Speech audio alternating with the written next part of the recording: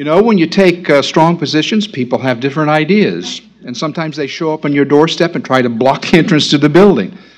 But it's really an honor and a pleasure to welcome all of you here today. Mrs. James sends her apologies, and she sent me. I'm Kim Holmes, the Executive Vice President of the Heritage Foundation. She's up in the command post in her office dealing with the protesters out front, and I just talked to her about 5 minutes ago. She told me to send on her congratulations to all of you for being here today, and to apologize for her absence and explain that she's actually going to be meeting with a couple of the protesters in her office soon. So they're up there trying to figure out what the issue is and what they plan to say. So it's really a pleasure and a privilege actually to welcome all of you here today. Since 1981, the Heritage Foundation and the Bradley Foundation have enjoyed a very close and productive relationship. We have shared values, and we certainly have a deep and abiding love for the Constitution, and we have worked in ways, large and small, that I believe are doing much to preserve and strengthen the nation that all of us so dearly love. And just this year, for example, the Bradley Foundation is generously supporting two initiatives of great relevance to society: the Election Law Integrity Project, you will hear Hans talk about that, and the Stop Force Funding Project. And of course, you are here today for the State of the Constitution Symposium. We have two panels with an exciting roster of speakers, and we have the first speakers here already fired up and ready to go for you. These and similar initiatives have done, and they of course will continue to do so, much to advance the mission of building an America where freedom, opportunity, prosperity, and civil society flourish. And now, as always, we must remain vigilant in our support of the Constitution as the foundation of the American experiment, a foundation that is constantly under attack, constantly being challenged, constantly being reinterpreted in ways that subvert the intentions of the founders of this nation. There have been threats throughout the history of the nation, but we have faced them each time, and we have risen to the occasion, and so long as we have initiatives like this, I think we will continue to do so. And that's why it is certainly important to have this partnership, and that is why today's events are so important. I would like to offer a special thanks to the Bradley Foundation's team for making this possible, and please join me in a round of applause for Rick Graber, the President, Carl Hellstrom, the Vice President, Jessica Dean, a Vice President and a former Heritage alum, and Diane Saylor, the Special Assistant and the Conference Director. So please join me in a welcoming applause.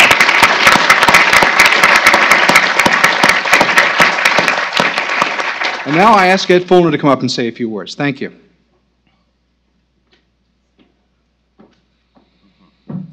Thank you, Kim. It is an exciting day here, and since disability rights are constitutional rights, I'll let one of the two panels discuss what article that is. Right, Hans? Welcome, everyone, to the Heritage Foundation, to our Douglas and Sarah Ellison Auditorium. I had the great honor and pleasure of being president of Heritage for 37 years the first time around, and 7 months the second time around. And this morning, it's my great pleasure to welcome you to this annual symposium. Those of you who are here for the first time should know that this is the 7th symposium in this series. It's an annual series, and past ones in kind of reverse chronological order. Last year, the discussion was on the future of education reform. 2016 was the future of work in America. 15 was higher education in America. 14 was America's prospects, promise and peril. And 2013 was entitled, Are We Freer Today Than We Were 10 Years Ago? 2013. I would be remiss if I didn't note that this was a particularly memorable year for the Bradley Prize and the Bradley Foundation for me personally, since it was the 10th anniversary of the Bradley Prize celebration, and because I was a winner of a Bradley Prize. So 13 was very special. In 2012, the Bradley Foundation held its inaugural symposium in honor of Bradley Prize winner James Q. Wilson, who had recently passed. And to my mind, it's noteworthy that one of our key panelists here today on this first panel, Chris Demuth, was the person who really pulled that first panel discussion back in 2012 together. So welcome back, Chris, my former colleague when we were both running our own institutions. I remember one time when Chris said to me he wished that AEI had as many supporters as the Heritage Foundation had, and I replied immediately saying, I wish we had the average size donation that AEI had. Anyway, it's an amazing and distinguished series of meetings that have been held over these last 7 years, and I know that today's speakers will live up to the incredible standards of their predecessors as we enjoy an intellectual feast on the subject of the state of the Constitution. And regarding today's theme, again, on a personal note, when I served as president of Heritage first time around, the most popular kind of gift token that we offered to our 600,000 members was a free copy of the Constitution. As my colleagues here know, I always carry mine around. They get a little ratty after a couple months, so I take another one. But in fact, over those years, we distributed more than 4 million copies of the Constitution. I only had one concern. One year we were in Chicago, and one of our longtime supporters came up to me and she said, "Oh, Dr. Fulner, thanks so much for sending me a copy of the Heritage Constitution." I said, "No, ma'am, that's America's Constitution. It's not the Heritage Constitution." But we believe very strongly in it. That's why Hans and everyone in our Ed Meese Center are such an integral part of everything we do here at Heritage. This is an incredible and phenomenal panel of experts, and introducing them today and chairing the panels is my longtime senior colleague, Hans von Spakovsky. The Honorable Hans von Spakovsky is a former member of the Federal Election Commission, former senior member of the Justice Department staff and the Civil Rights Division, an expert on the First Amendment to the Constitution, on election reform questions, and a host of other important policy issues. He is the author of several books with John Fund, who is here today, on Who's Counting? How Fraudsters and Bureaucrats Put Your Vote at Risk, which was published by Encounter Books, an organization not unknown to the Bradley Foundation, and Obama's Enforcer, Eric Holder's Justice Department, published by HarperCollins in 2014. Hans's bachelor's degree is from MIT. His law degree is from Vanderbilt. It's my very great pleasure to ask Hans, please, to come up and chair today's discussions. Hans.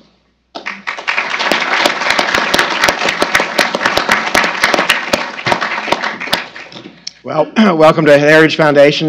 We don't always have such exciting beginnings to our workday here, but you had a little bit of that today.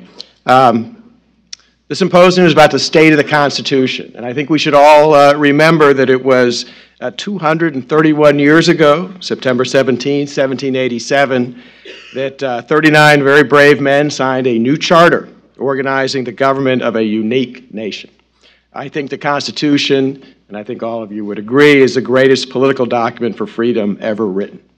It's simple, elegant, powerful, and wise. William Gladstone, the great British Prime Minister, called it, quote, the most wonderful work ever struck off at a given time by the brain and purpose of man. Now, the Constitution has endured for over 2 centuries, and it remains revered by Americans and admired by people around the world. It's the guardian of our liberty. When it is no longer adhered to, when Congress, the President, and the courts regard it with disdain, we lose our liberties as the rule of law breaks down, and government grows ever stronger and restricts our rights, our liberties, and our freedom. Today, we face multiple serious internal threats to our constitutional Republican form of government. During the ratification process, many were worried that the new national government would be too powerful. James Madison said, however, that the Constitution would create only a government of strictly limited powers. Would James Madison recognize America today, or would he be horrified at a federal government far larger and more powerful, far more powerful than the English crown that he fought for 8 years? The huge expansion of power by Congress, aided and abetted by presidents of both parties, and rubber-stamped by the Supreme Court since the 1930s, has transformed us into a regulatory and administrative behemoth that has enormous power over the everyday lives and livelihoods of individual Americans. We all see the dangers posed by judges who do not recognize the limits on the power of government in the Constitution and who use their judicial authority to implement their own public policy choices as if they are super legislatures or a super executive usurping the role of Congress. We had a president in place for 8 years who refused to recognize any limits on his power or the power of the federal government and engaged in unilateral actions intended to transform America into his version of a progressive utopia where we have a constitution in name only. And we've had a Congress in place for decades that has acted the same way, passing laws far beyond the scope of the limited powers that was granted in the Constitution, and delegating much of its authority to an administrative state that is now the fourth branch of government, composed of powerful, independent agencies filled with bureaucrats with the equivalent of lifelong tenure who are unaccountable to the people through our election process. All of these developments share a common characteristic, a view of federal power that is unlimited, unconstrained, and unrestricted. Well, the Bradley Foundation has assembled some of the foremost scholars and practitioners in the country to discuss how far have we strayed from the Constitution and the structural system it set up both to govern our nation and protect the liberty of its people, and what can we do to rein in the power of an overbearing bureaucracy and reinvigorate the rule of law, which is fundamental to a free people. So our first panel, entitled Drowning in Bureaucracy, I'm going to quickly do a very short introduction of our three speakers. They are all very well known. You've got a handout that has an extensive biography, and I know you'd rather hear from them than listen to me give you a long biography. First, we're going to have Christopher Demuth, a distinguished fellow at the Hudson Institute and former president of one of our sister organizations, the American Enterprise Institute. He was a former staff assistant to President Richard Nixon and worked for President Ronald Reagan both at OMB and as executive director of President Reagan's task force on regulatory relief, and I think was a Bradley Prize winner last year. Next, we're going to have Robert Alt, who's president and CEO of the Buckeye Institute, one of our most preeminent state-based think tanks. He's a former director in the Heritage Foundation Center for Legal and Judicial Studies, my former colleague, and he's taught at both Case Western Reserve School of Law and Ashland University. He was a research assistant to Richard Epstein and clerked for Sixth Circuit Judge Alice Batchelder, and in 2004, to show you what a varied career he has, he spent 5 months in Iraq as an embedded war correspondent for National Review. Charles Kessler, last but not least, is a senior fellow at the Claremont Institute, where he's the editor of the Claremont Review of Books, as well as the Dengler Dykema Distinguished Professor of Government at Claremont McKenna College. Last year, he was named as one of Politico's 50, which is their annual list of key thinkers, doers, and visionaries reshaping American politics and policy. He's the author and editor of numerous books, including as co-editor with William F. Buckley of Keeping the Tables, Modern American Conservative Thought. I'm going to allow each of you, you can choose, you can either speak from the panel or come up to the podium.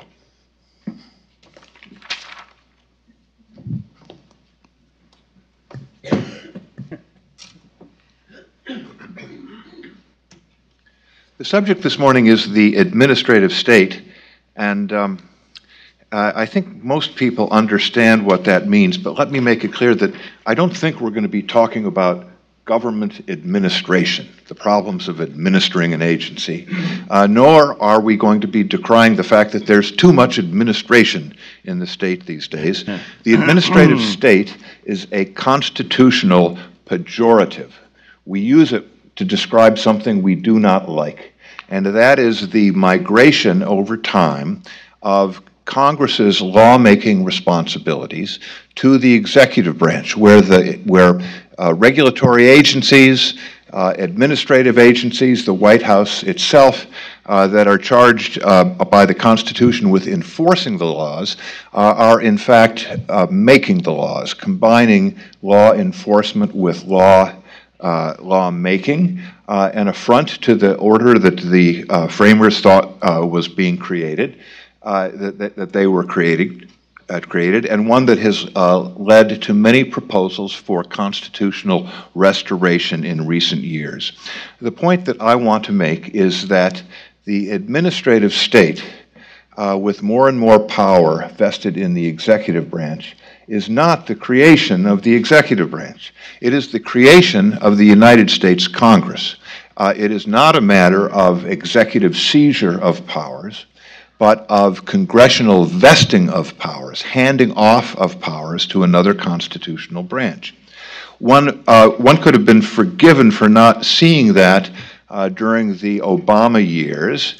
Every president and every regulatory agency in modern times sometimes oversteps the bounds of the authorities given to them by congressional statutory law.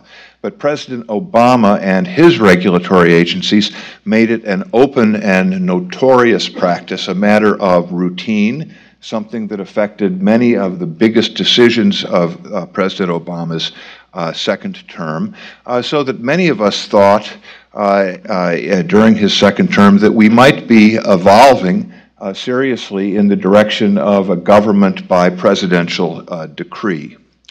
The Trump administration, however, has been a return to normalcy, or at least the situation before the Obama or late Bush administrations, and then some.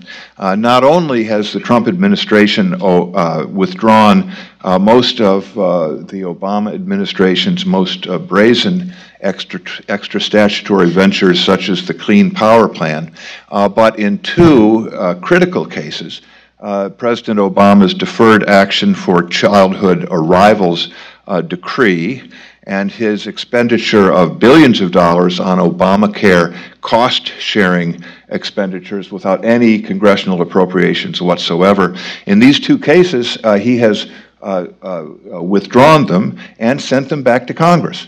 And he has essentially said, you know, Monday he says one thing, Tuesday's another, but on certain days he has said that he would be perfectly happy to enforce those policies if they were embraced by the United States Congress as statutory law, as part of a larger package of health care, in the one case, immigration, in the other case, policies that he is in favor of.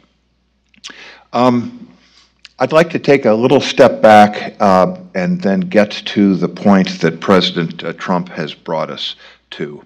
I said that this is a congressional creation. I think that a lot of the seizures of the Obama years, and we could go back and find some in the Bush years as well, we're simply going with the flow of congressional delegation of lawmaking power to the executive branch. So I think they were wrong, but in a sense they were understandable. It is a very old story.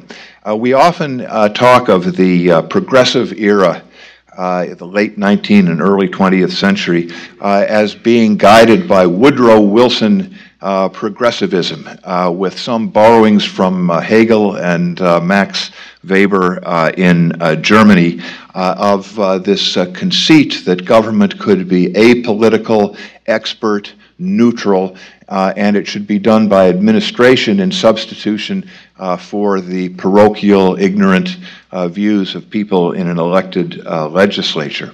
But that's actually not what happened. We talk about it as if it was, but the early regulatory agencies were all creatures of the Congress, beginning with the Interstate Commerce Commission. That was not a presidential initiative. That was a congressional initiative. And even when Roosevelt and Wilson came on the scene, they provided a lot of rhetorical support and enforcement, but the heavy lifting was all done in Congress.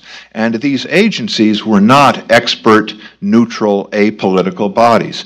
They were not part of the executive branch. They were supposed to be independent. They were supposed to report to Congress. They had a bipartisan commission at the top. They were highly porous to lobbying influence. They were populist rather than Max Weberian institutions. President Wilson's supposed great progressive triumph of the Federal Reserve Act was a thoroughly congressional written document.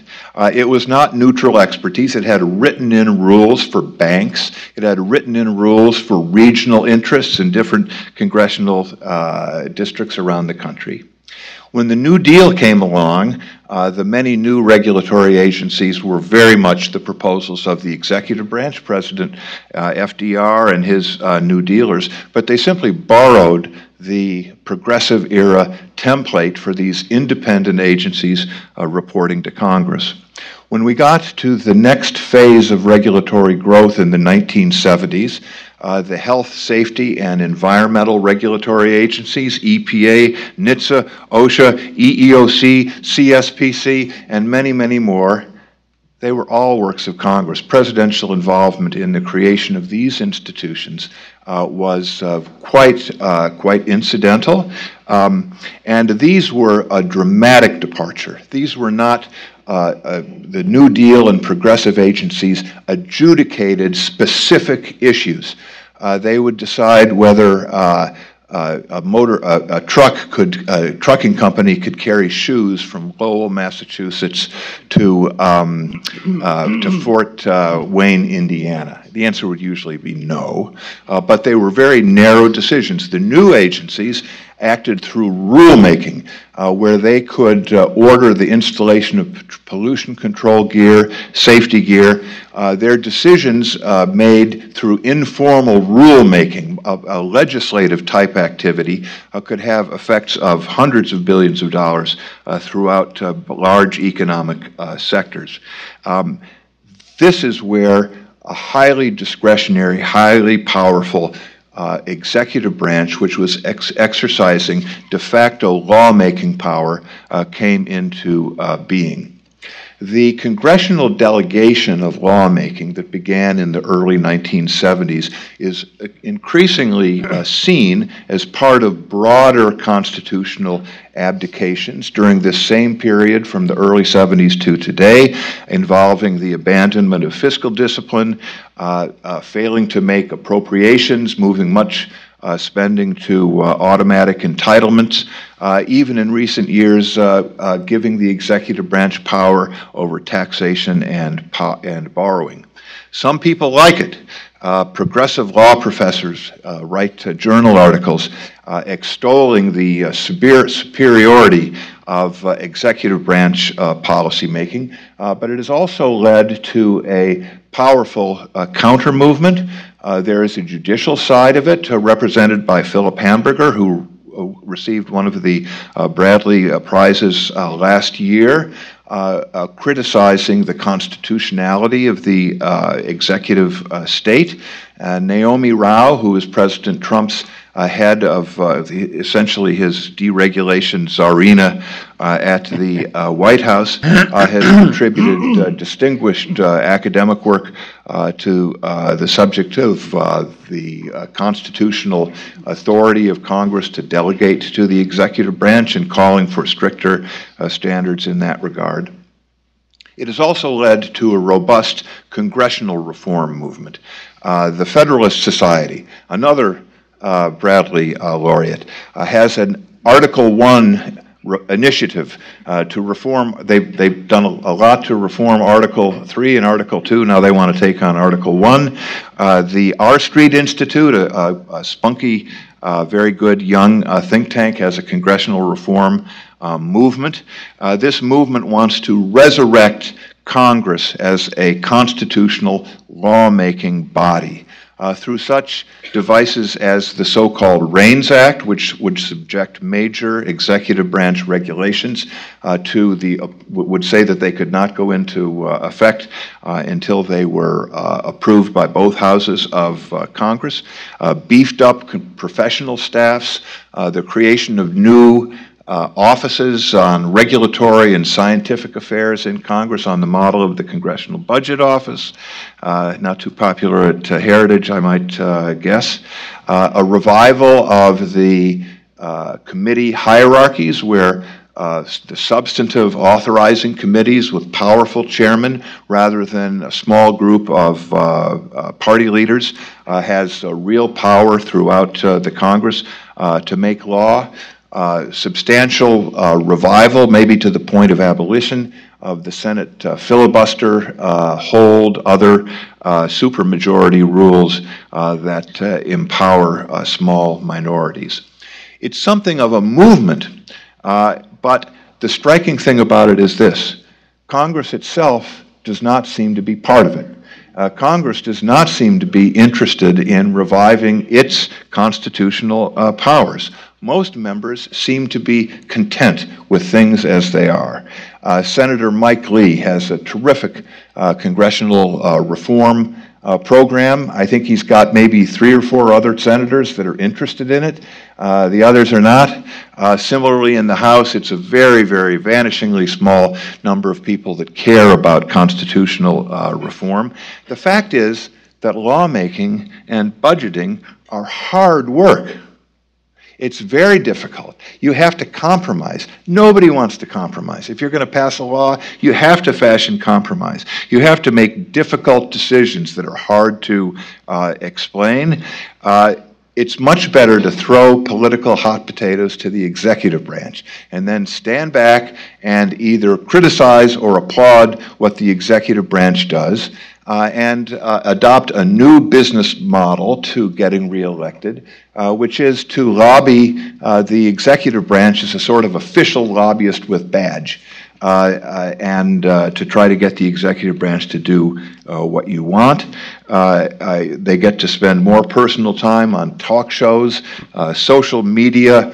They can strut and fret on the national stage, along with executive branch officials take very strong positions, but have shorter and shorter work weeks, 2.5-day work weeks, and they don't really have to, especially in the Senate, they don't really have to do very much anymore. I think that, am I through with my time? Pretty much. Pretty much through with my time. But you can filibuster if you want. I think that Congress has evolved in response to big changes in modern society and politics in a very rich, technologically adept society. Many, many more people are political activists and participants. Many, many more issues are moved in public sentiment from private and local matters to national matters. Congress is more and more overwhelmed with many more issues to resolve than a representative legislature, bicameral institution could possibly do. Their solution to modern politics has been not to stand up to the demands for increasing intervention, but to create more and more agencies and tell them to deal with it. Agencies are specialized, they're hierarchical, they're efficient, they're agencies of governmental growth, and they can be multiplied essentially without limit. The difficulty is that Congress has enormous formal powers. Constitutionally, they basically have all the marbles when it comes to policy making, but they don't have any responsibilities. They don't have to actually do anything. The executive is commanded by the Constitution to faithfully enforce the laws and protect and defend the Constitution. Judges are obliged by professional norms to settle cases and controversies that come before them and to write opinions that explain why they have decided in a certain way to bench bar and the general public. But a member of Congress only takes orders from the voters. He doesn't have, the Constitution gives him a lot of powers, but nothing to do except to get reelected. To be responsive to the voters sufficiently to get reelected is really the only responsibility. You don't have to hold hearings. You don't have to pass a budget. It doesn't say any place that you have to pass laws. You don't have to do anything. So it is a reactive institution. I think that reform will not come from within, but will have to come from the outside, something like the Reins proposal. Candidate Romney and candidate Trump both said that even without Reins, they would start sending matters up to Congress and desist from issuing major new rules. Even if the Reins statute wasn't on the book, they would simply say, here is a regulation I intend to implement, and you have 60 days to approve it or disapprove it. Now, there are many variations on this.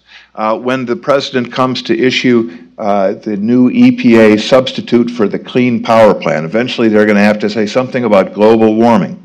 They're going to say something about CAFE standards, fuel economy standards. There are a lot of big decisions coming up. There's no reason why the president could not simply say, send it up to Congress, here's this regulation. If both houses don't approve it in 60 days, I'm not going to issue it. Or he could say, you have 60 days to veto it. He could essentially recreate a one-house legislative veto by saying, I'm not going to issue this rule until Congress either makes a positive or a negative decision. I don't think this is going to be real popular in the Congress. The president has sent up a bunch of rescissions in the past week, spending rescissions. They really don't like this. You know, they're going to have to actually make some decisions on chip appropriations and so forth. Senator Lee has proposed, everybody was sort of amazed, the president can change tariffs on aluminum all by himself?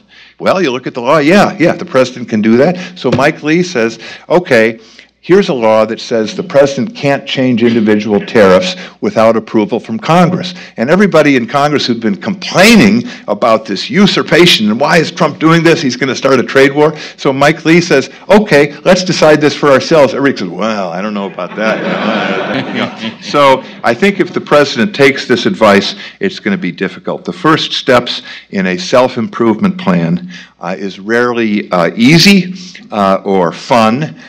So it's going to have to come from the outside, but we need to start making those steps. Thank you.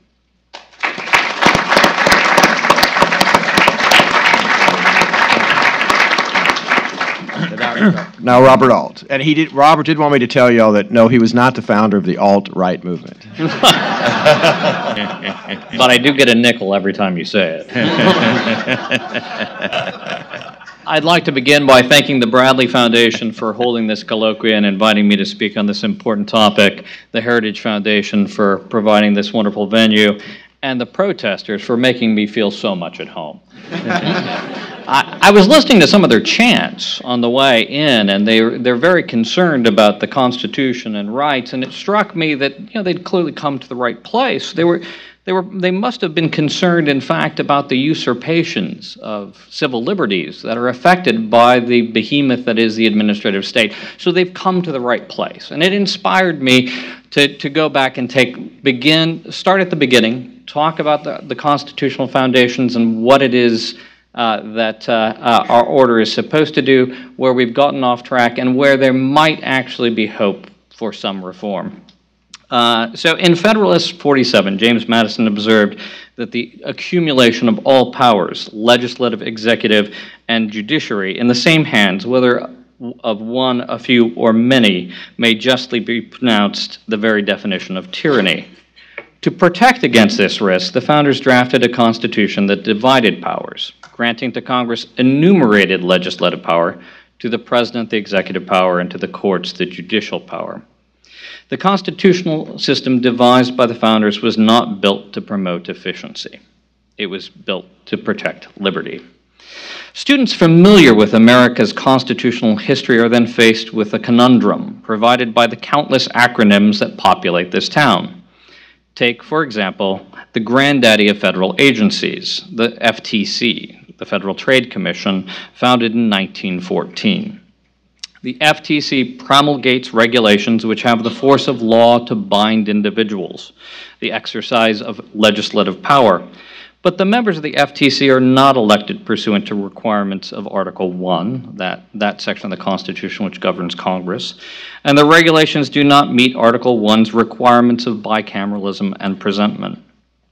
The FTC then investigates violations of the very regulations that the FTC itself drafted, and brings enforcement actions for alleged violations, quintessentially executive powers. The FTC then hears complaints issued by the Commission for violations of regulations drafted by the Commission, the quintessential exercise of judicial power, despite the fact that the administrative law judges lack life tenure, fixed compensation, or confirmation to an Article III court. And thus, in one agency, we have legislative, executive, and judicial powers commingled. Or take the Consumer Finance Protection Board, an agency designed to be so independent that it is funded not by Congress directly, but by the Federal Reserve, and its head is removable only for cause. Indeed, it is so independent that when Acting Director Mulvaney recently appeared before Congress, he took the opportunity to remind both the House and the Senate that given his independence, he could ignore any and all of their questions should he so choose to do so. That was received quite well. The founders knew that such a gradual slide to consolidation of power was a risk. In Federalist 51, the founders argued that, quote, the great security against a gradual concentration of the several powers in the same department consists in giving to those who administer each department the necessary constitutional means and personal motives to resist encroachments of the others, end quote. Or, to put it more bluntly, ambition must be made to counteract ambition. But as Chris Demuth has ably demonstrated, Congress has become a co-conspirator rather than a zealous guardian of its own prerogatives. And the court, through deference to agency determination, has done little better. Indeed, Congress and the courts have developed a level of codependency that, to use the parlance of modern times, requires therapy. Why is such a strong remedy necessary? Going back to Madison, because the concentration of power leads to tyranny. Now, words like tyranny sound a little bit strange or extreme to our modern ears, and so instead let's say that it leads to the denial of civil rights and civil liberties. And here the examples are myriad. Take, for example, free speech. The Federal Election Commission promulgates and enforces regulations that restrict free speech.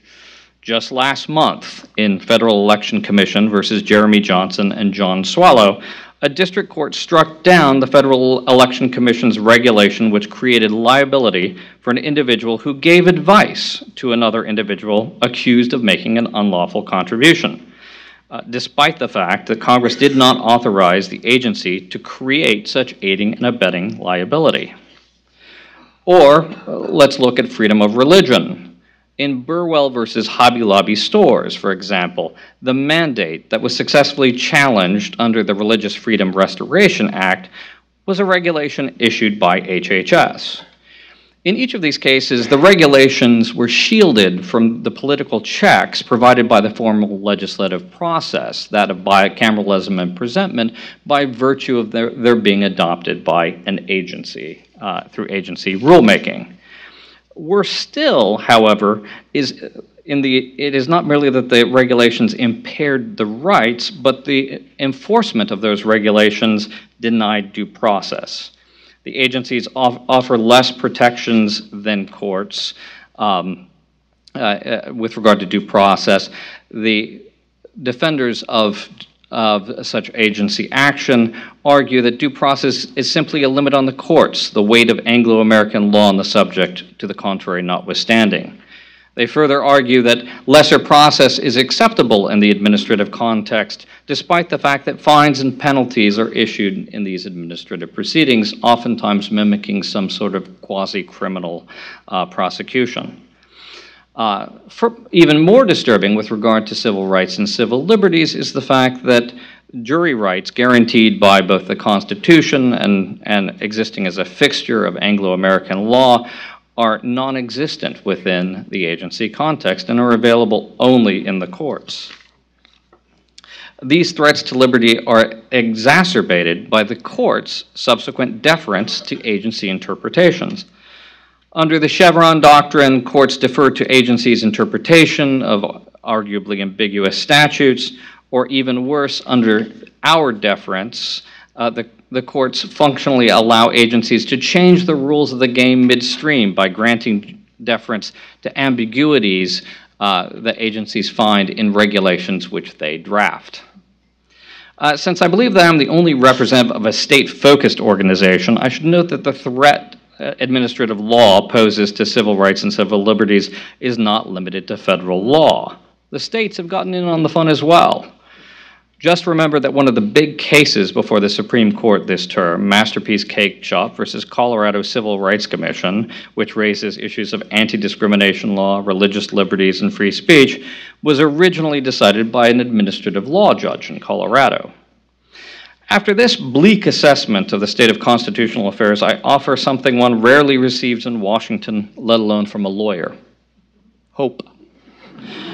There is growing skepticism to judicial deference to agency interpretation.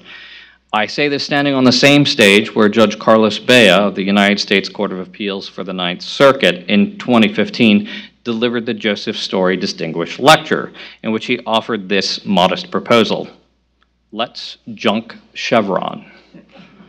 And Justice Gorsuch's addition to the Supreme Court adds another skeptical voice about Chevron to that court. The intellectual case has been greatly advanced by Bradley Prize winner Philip Hamburger. In 2014, Hamburger wrote the provocative, "Is Administrative Law Unlawful?" At the risk of hurting Professor Hamburger's book sales, I'll offer you a spoiler: yes.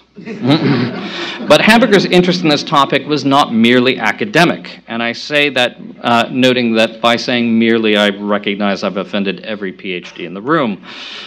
He formed the New Civil Liberties Alliance to litigate such questions and to advance the cause of reforming the administrative state. But perhaps the most promising possibilities exist because of the moment in time in which we find ourselves. While judicial nominations have become increasingly partisan, the one area where progressives praised Gorsuch during his confirmation hearings was his skepticism of judicial deference to executive agency interpretation. And the very same members of Congress who were quite enamored by the independence of the CFPB under prior administrations find such independence exercised by Mr. Mulvaney to be disturbing. It took Nixon to go to China, and perhaps it will take Donald Trump to prompt Congress and the courts to act as co-equal branches rather than codependent ones. Thank you.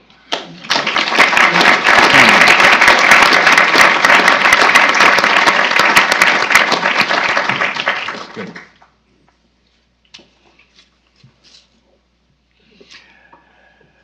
Good morning, ladies and gentlemen. Let me add my thanks as well to the Bradley Foundation for convening this symposium, and to the Heritage Foundation for hosting it. It's always good to be back in the house that Ed Fulner built, with the able assistance of that other Ed Meese, whom we are thinking of today.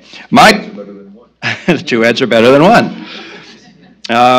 My topic today is constitutional decline, which is a pretty sexy topic, I think you have to admit. From Plato to Publius, the author of the Federalist Papers, the old political scientists were keen students of political change, including political decline. You might even say they were connoisseurs of constitutional decline. So much so that Plato, in his Republic, when he came to discuss the subject of political change, discussed only political decline. From his best regime to the next best regime, to the next best regime, to democracy, and finally to tyranny, and there was no way back. It was a one-way street. It was all decline all the way down. It turns out, of course, this is an accurate constitutional history of the United States in many respects, but it's not a cheery prospect if we can't figure out a way to reverse decline as well. But that isn't the problem in political science today, where the subject of political decline has been sadly neglected. In the final 3 decades of the 20th century, we saw a period of what appeared to be, and was for a while, a sweeping advance for liberal democracy all around the world. What Sam Huntington called the third wave of democracy, swept over country after country, each one more unlikely than the last to have become democratic. For a while, Russia, Turkey, Mongolia, Korea, of course, the Philippines, Nigeria, Chile, Brazil, scores of countries that had not been democratic suddenly became democracies. Philosophical observers, like Francis Fukuyama, discerned what he called the end of history, a process of Hegelianization. I wanted to get that word in. A process whereby liberal democracy would prove to be the final form of human government. It would be democracies all the way out to the end of time. Political scientists, being less imaginative than Fukuyama, turned this optimistic moment into a theory which they called democratic consolidation. This was a theory designed to explain how these new democracies would inevitably mature into stable, prosperous, and liberal states, even as the old Anglophone democracies had done in the 19th century and the early 20th century. But the first decades of the 21st century have not been kind to this democratic tide. It has ebbed. Young liberal democracies have lost their promise, most spectacularly in Russia and in Turkey, but elsewhere as well. And political scientists discovered a powerful wave of populism, or what is sometimes called authoritarian populism, rushing in as democracy ebbed.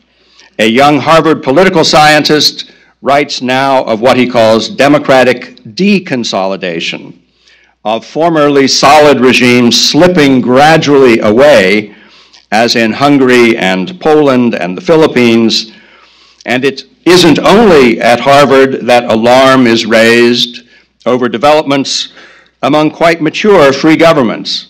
Brexit in Britain, Marine Le Pen in France, Donald Trump in the White House. The older political science would not have been surprised by the need to measure decline as well as advance, to deal with decay as well as growth, disease as well as health. Plato and Aristotle and many others taught that everything that comes into being passes sooner or later out of being. Rousseau asked, if Sparta and Rome perished, what state can hope to survive? Political regimes differ in their strengths and weaknesses, but often their deepest weakness is another feature of their greatest strength, or their most obvious characteristic. Every regime has a view of justice which it holds and incorporates into its laws, but this is a partial view that gives a pronounced bias to the habits, opinions, and ordinances of each country.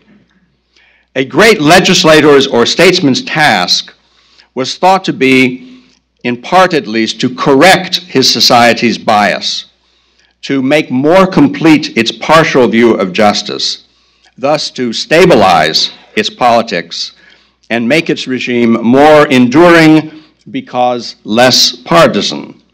What Aristotle and Cicero sought in the mixed regime, George Washington and James Madison and Alexander Hamilton tried to achieve in America's own Republican government.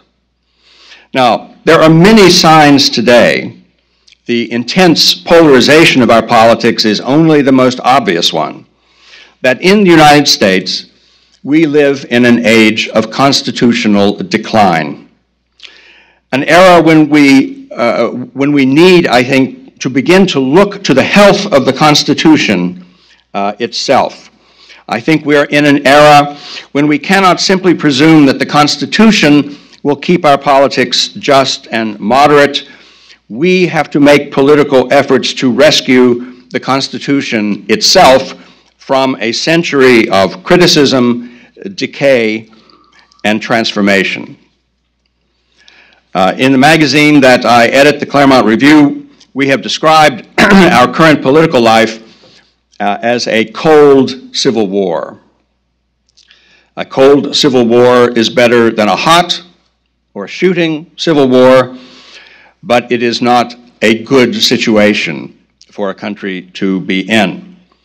Underlying this cold civil war, I think, is the fact that increasingly America is torn between two constitutions. We face, in fact, a kind of crisis of two constitutions. Political scientists sometimes distinguish between normal politics and regime politics. Normal politics are politics that take place within a political order, within a constitution, and they're about means, not ends. Regime politics is about who rules. What are the purposes of the rule? What is the nature of the political system itself? Who has rights? Who has votes? And for what ends? I think increasingly American politics looks to be leaving the world of normal politics and traveling towards the world of regime politics, in which it's really two constitutions that are suspended over us and that are dividing our political loyalties. One of these constitutions is what Hamilton called the limited Constitution, or what we call the original Constitution as amended. This is the Constitution of natural right, the Constitution that was written originally in 1787 and has been transmitted to us over the years. We can call this the conservatives' Constitution. But the other Constitution is what the liberals have for 100 years called, quite candidly, the living Constitution. The living Constitution implies that the other Constitution is a dead Constitution, or at least is on life support, and that it must be transformed, it must be infused with new meaning and new ends, and to some degree even new means and institutions, in order to be kept alive, in order to be a vital part of our politics.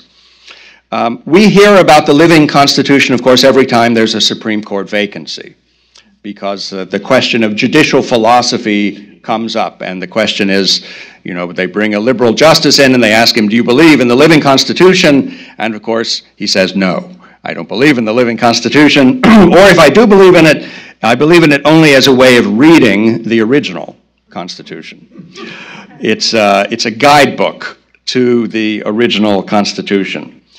Well, it is that, but it is much more than that, and it was really meant from the very beginning. Woodrow Wilson was one of the first to use the term a living constitution. It was meant from the beginning to be a substitute for the original Constitution, not an aide-memoire or a guide to interpretation. It did not begin in law schools. It began in schools of political science, in departments of sociology, history, and economics. It was at the very forefront of progressive political science 100 years ago. And it was not a doctrine just to infuse meaning into the judiciary. It was a doctrine for the president, for the Congress, and for the judiciary, for the whole Constitution. It was a doctrine to bring hope and change to American politics by transforming the meaning of the Constitution, the spirit in which the Constitution was interpreted. You couldn't get rid of the original Constitution. Wilson, as a very young man, had actually proposed that we amend it so substantially as to change it into a kind of parliamentary system. But he quickly realized that that plan was going nowhere. He had, however, Plan B, and Plan B was the living Constitution. We would keep the institutions of the old, but totally transform the spirit in which they were understood. We would pour new wine into those old bottles. The new Constitution, the liberals' Constitution, the living Constitution, is not a constitution of natural right, but of historical right or evolutionary right. When Woodrow Wilson described the living Constitution, he used the term Darwinian. He's one of the few presidents to speak favorably of Charles Darwin and to recommend him as a guide to the political science and the political philosophy of the country. He wanted a constitution that, far from being unchanging as possible, far from being as difficult to amend as possible, he wanted a constitution that was easy to change, that could mutate with the times, that could adjust to the spirit of the times. And so whereas you could say a formula for the old Constitution was, it was unchanging precisely because it was designed to keep the times in tune with the Constitution. The new Constitution is designed to keep the Constitution in tune with the times as much as possible. But the first modern liberals, the progressives, expected the living Constitution to replace the original Constitution gradually, peacefully, almost unnoticeably. They expected a kind of convergence. They were not revolutionaries, they were evolutionaries. And they thought by a gradual process of convergence, the new Constitution would emerge out of the body of the old. And that really was the story of American politics and jurisprudence until the 1960s, when something unexpected happened. Unexpected by liberals, that is. What happened was that the defenders of the old Constitution began to fight back. Called by many names, conservatism, originalism, natural law, jurisprudence, the new institutionalism, Straussianism, the conservatives who began an epic campaign against the inevitable emergence of the living Constitution had in common the desire, the duty to oppose the gradual disappearance of limited government from American political life. When it became clear in the 50s and especially in the 60s that the surrender was off, the cold Civil War was on. And progressives had to sharpen their own accounts of the living Constitution, had to radicalize it in order to oppose the new, sharper accounts of the original Constitution that began to emerge from America's universities and law schools.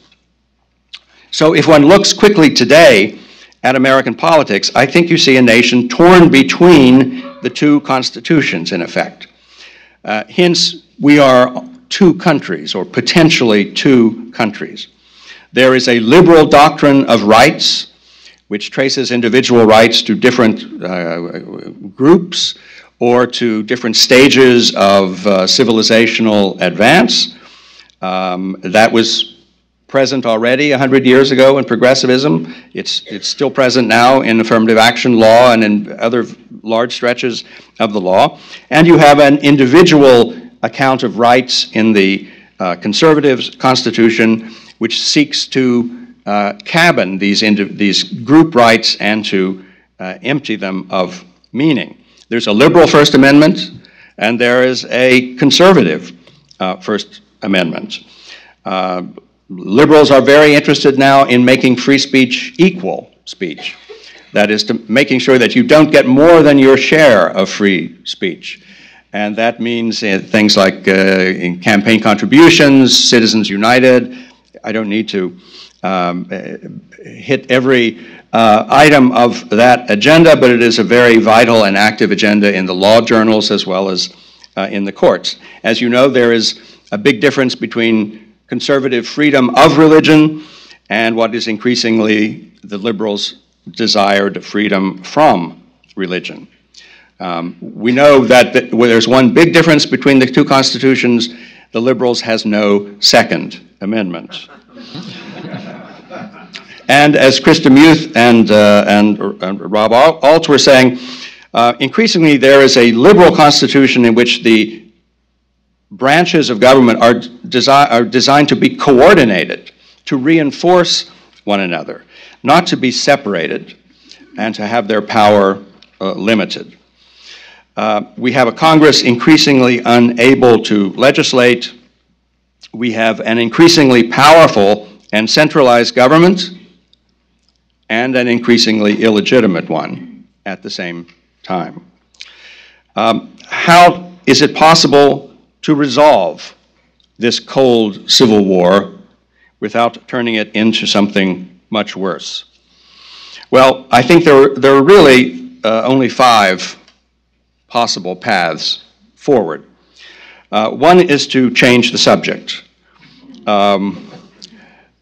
Ronald Reagan used to say that when the little green men arrive, all of our political differences will be abolished and humanity will really stand together for the first time. Well, if that happens, we're off the hook for the cold Civil War.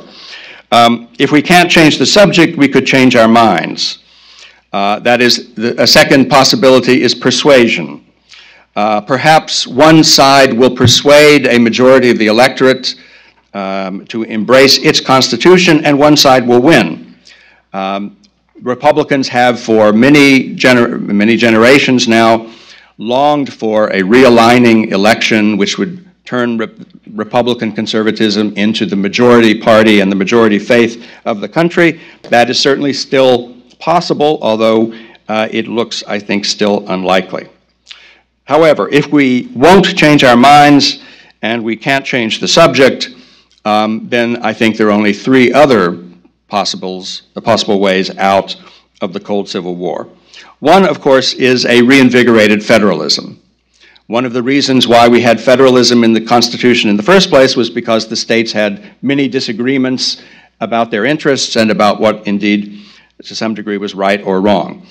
If we had a flowering of federalism, many of the differences between blue states and red states could be handled in that way. But the problem is we have gone so far down the road away from an invigorated federalism that it's hard to see how it could come to our rescue at this juncture. That leaves only 2 possibilities, 2 other possibilities. One, of course, is secession. This word always brings joy in Washington when you mention this, but now to conservatives and liberals alike. It's possible that we could agree to disagree in separate countries, although that would be extremely difficult because secession, as we know from our history, leads to the 5th and final possibility, war. It's possible to have secession without war in any federal system. As James Madison would tell you, secession is always a problem or a potential problem. It is also a solution to some problems, but it is not a recommendation, and war even less so. Where the subject of constitutional decline ends up, therefore, it seems to me, is in some form of crisis. A crisis of the 2 constitutions, a crisis towards which I think we are approaching, if not yet hurtling, but which has no very good end available to us, I'm afraid. A good reason to try to return to the sanity and the wisdom of the founders themselves, and to try to think our way and fight our way back to the original Constitution. Thank you.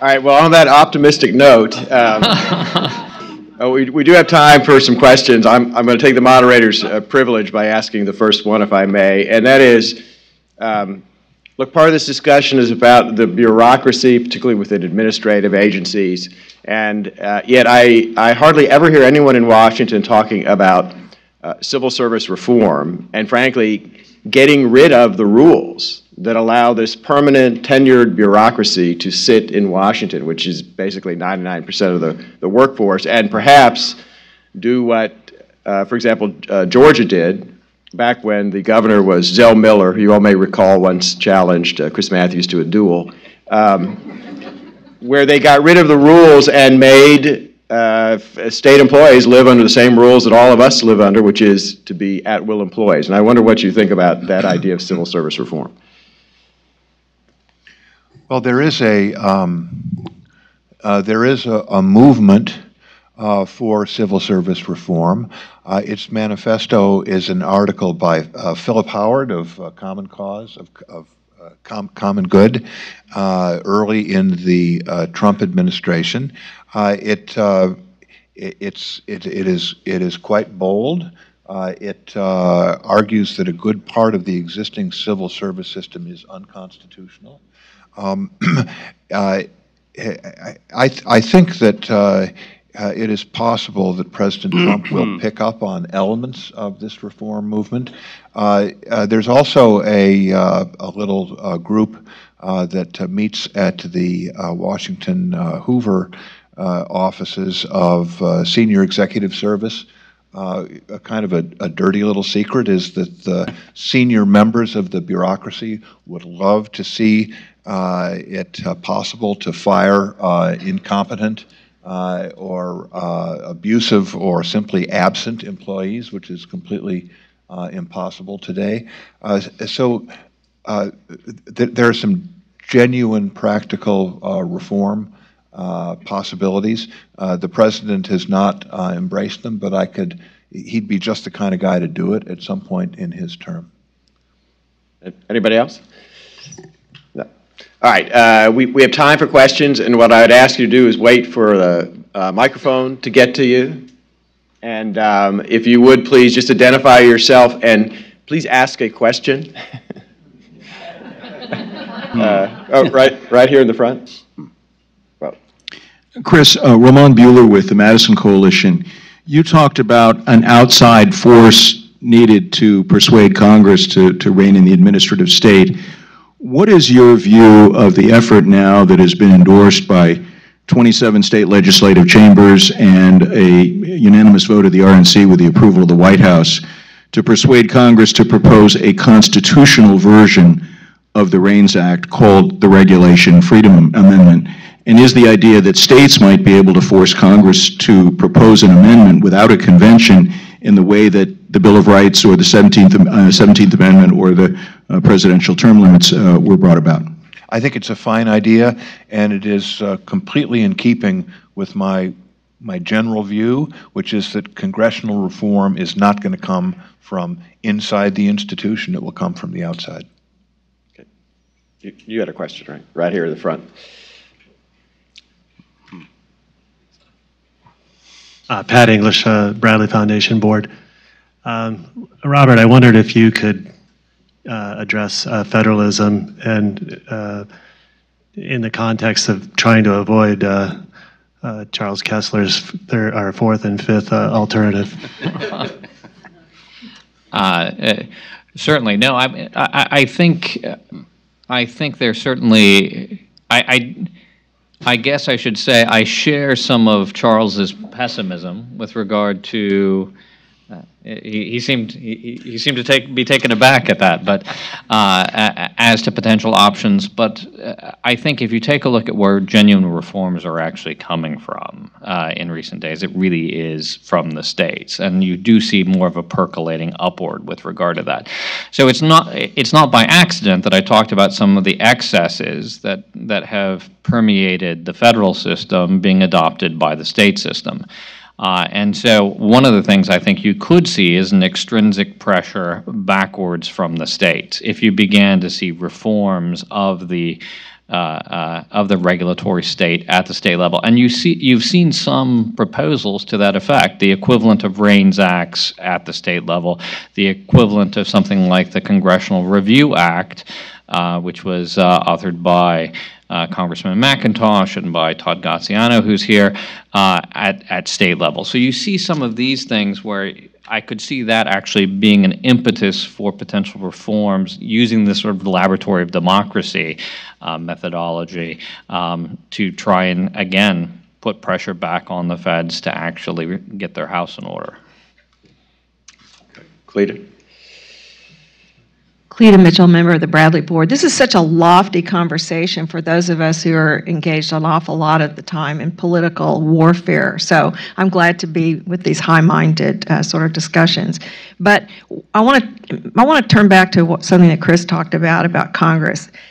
I don't think we talk very much about the role that this really sordid situation that has evolved in Congress, in which those who come to Congress who try to challenge the status quo, who say, gee, I really don't like what's going on, they get punished.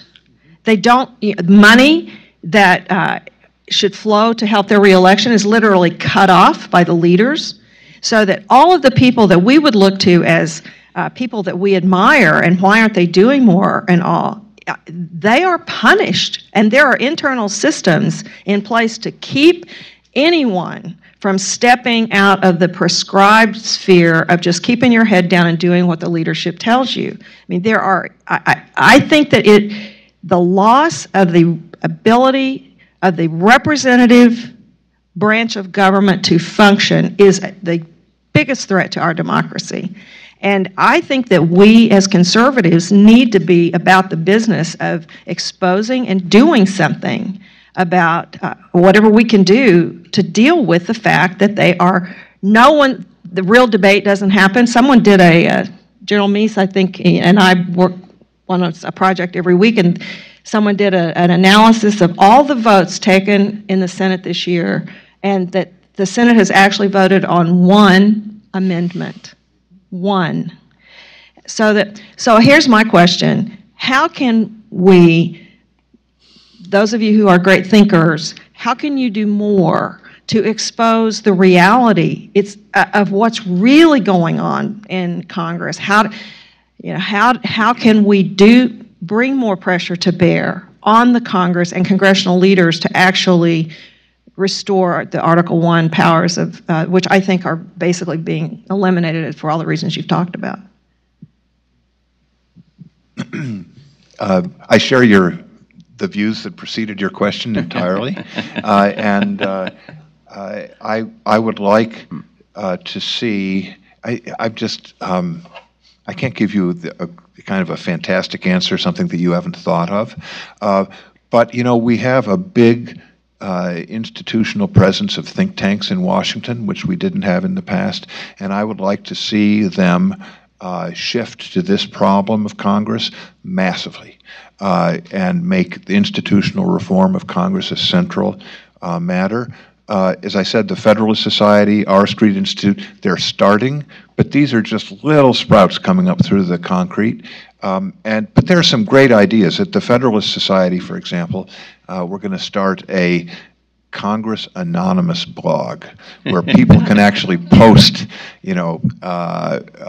information about what's actually happening behind the scenes that people don't see, to make it more of a matter of public debate. This business about what the Senate actually does when they actually hold a vote.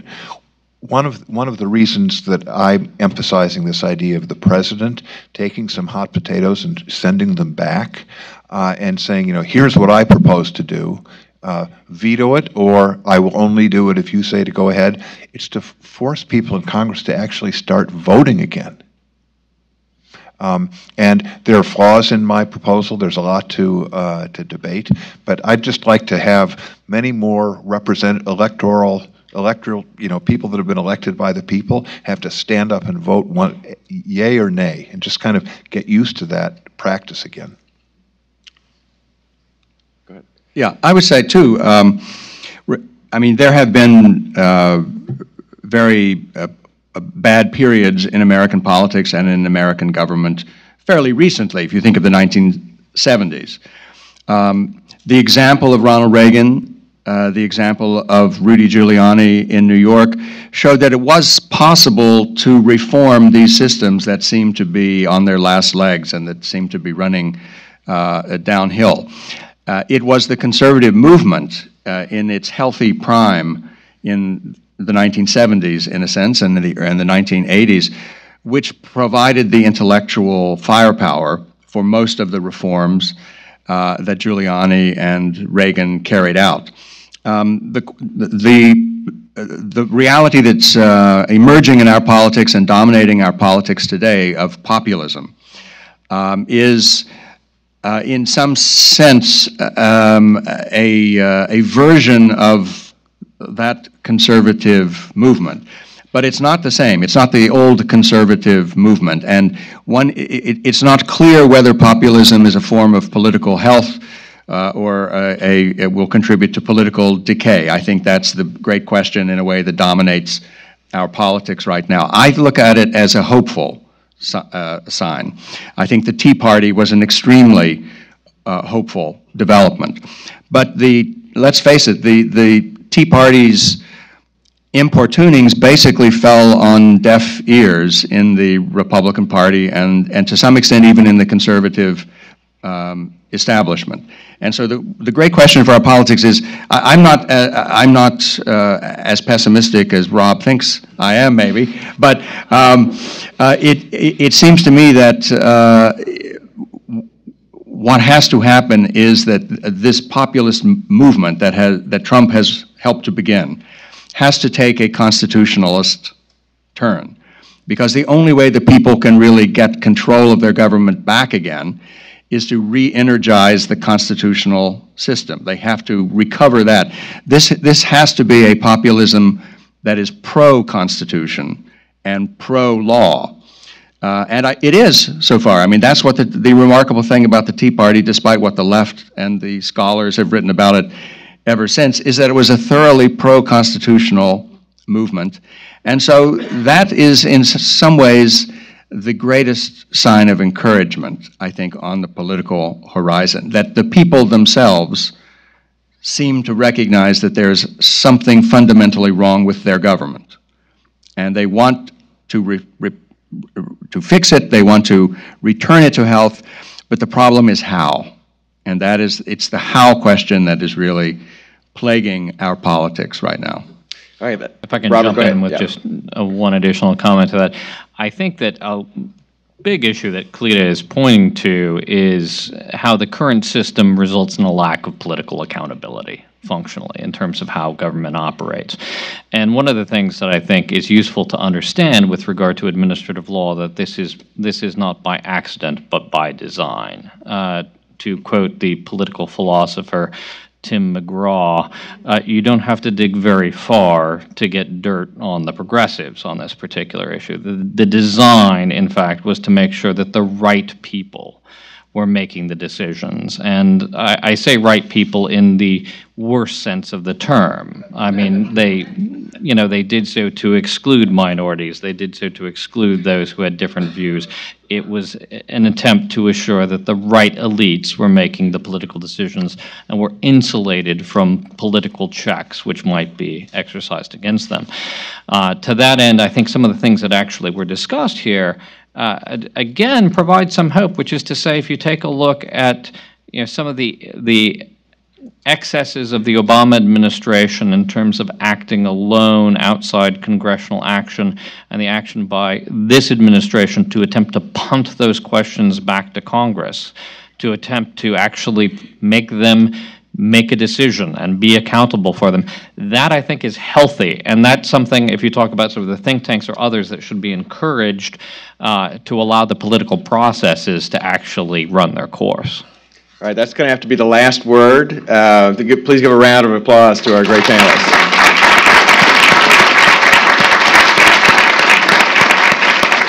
Okay, we are going to take a very short break, bring up our new panelists, and we're going to reconvene at 10:30.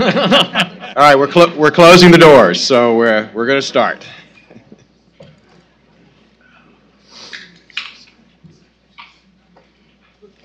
All right, the first panel, as you know, was about bureaucracy in Washington. I'm not sure why we didn't call it talking about the swamp in Washington. And the next one is going to be about the rule of law, which, as you all know, is fundamental to a republic and is something that I think makes this country unique among nations in the world because we are based just on the rule of law. Again, I'm going to give you a very short introduction of our three speakers. And again, I think we have a very impressive lineup here. First, we're going to have Victor David Hanson. He's the Martin and Ely Anderson Senior Fellow at the Hoover Institution and Senior Fellow at the National Review Institute, where you can read his many intelligent, thought-provoking columns in National Review. He's also taught at Hillsdale College, Stanford University, the U.S. Naval Academy, and Pepperdine University. By the way, I taught a guest lecture at the U.S. Naval Academy last year, and those are the politest students I've ever been in front of.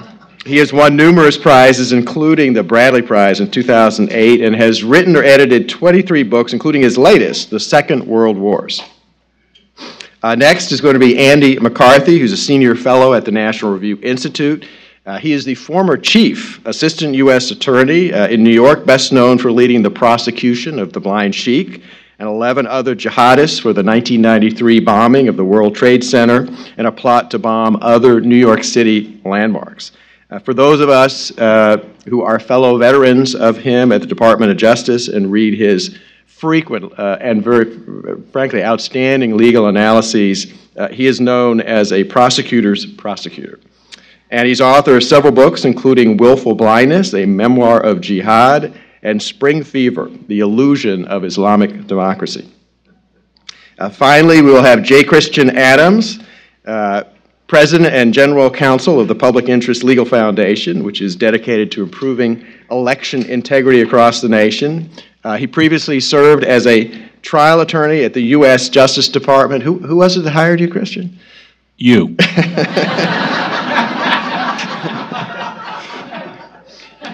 And General Counsel to the South Carolina Secretary of State. He is a legal editor at Pajamas Media, a frequent columnist and television commentator, and author of Injustice, Exposing the Racial Agenda of the Obama Justice Department. Victor, you're first, and you can either speak from there or come up to the podium. Thank you. I'd like to thank the Bradley Foundation for hosting this, as well as the Heritage. I just thought I'd speak for about 10 minutes on the backstory of the experience of illegal immigration and the absence of law firsthand. I live in an area that's about 80% Hispanic and maybe 40 to 50% quote-unquote undocumented. The per capita income of rural Fresno County is about $13,000. And then I have the fortunate experience of, during the week, working at Stanford University, where the per capita income of that San Mateo County is about $130,000.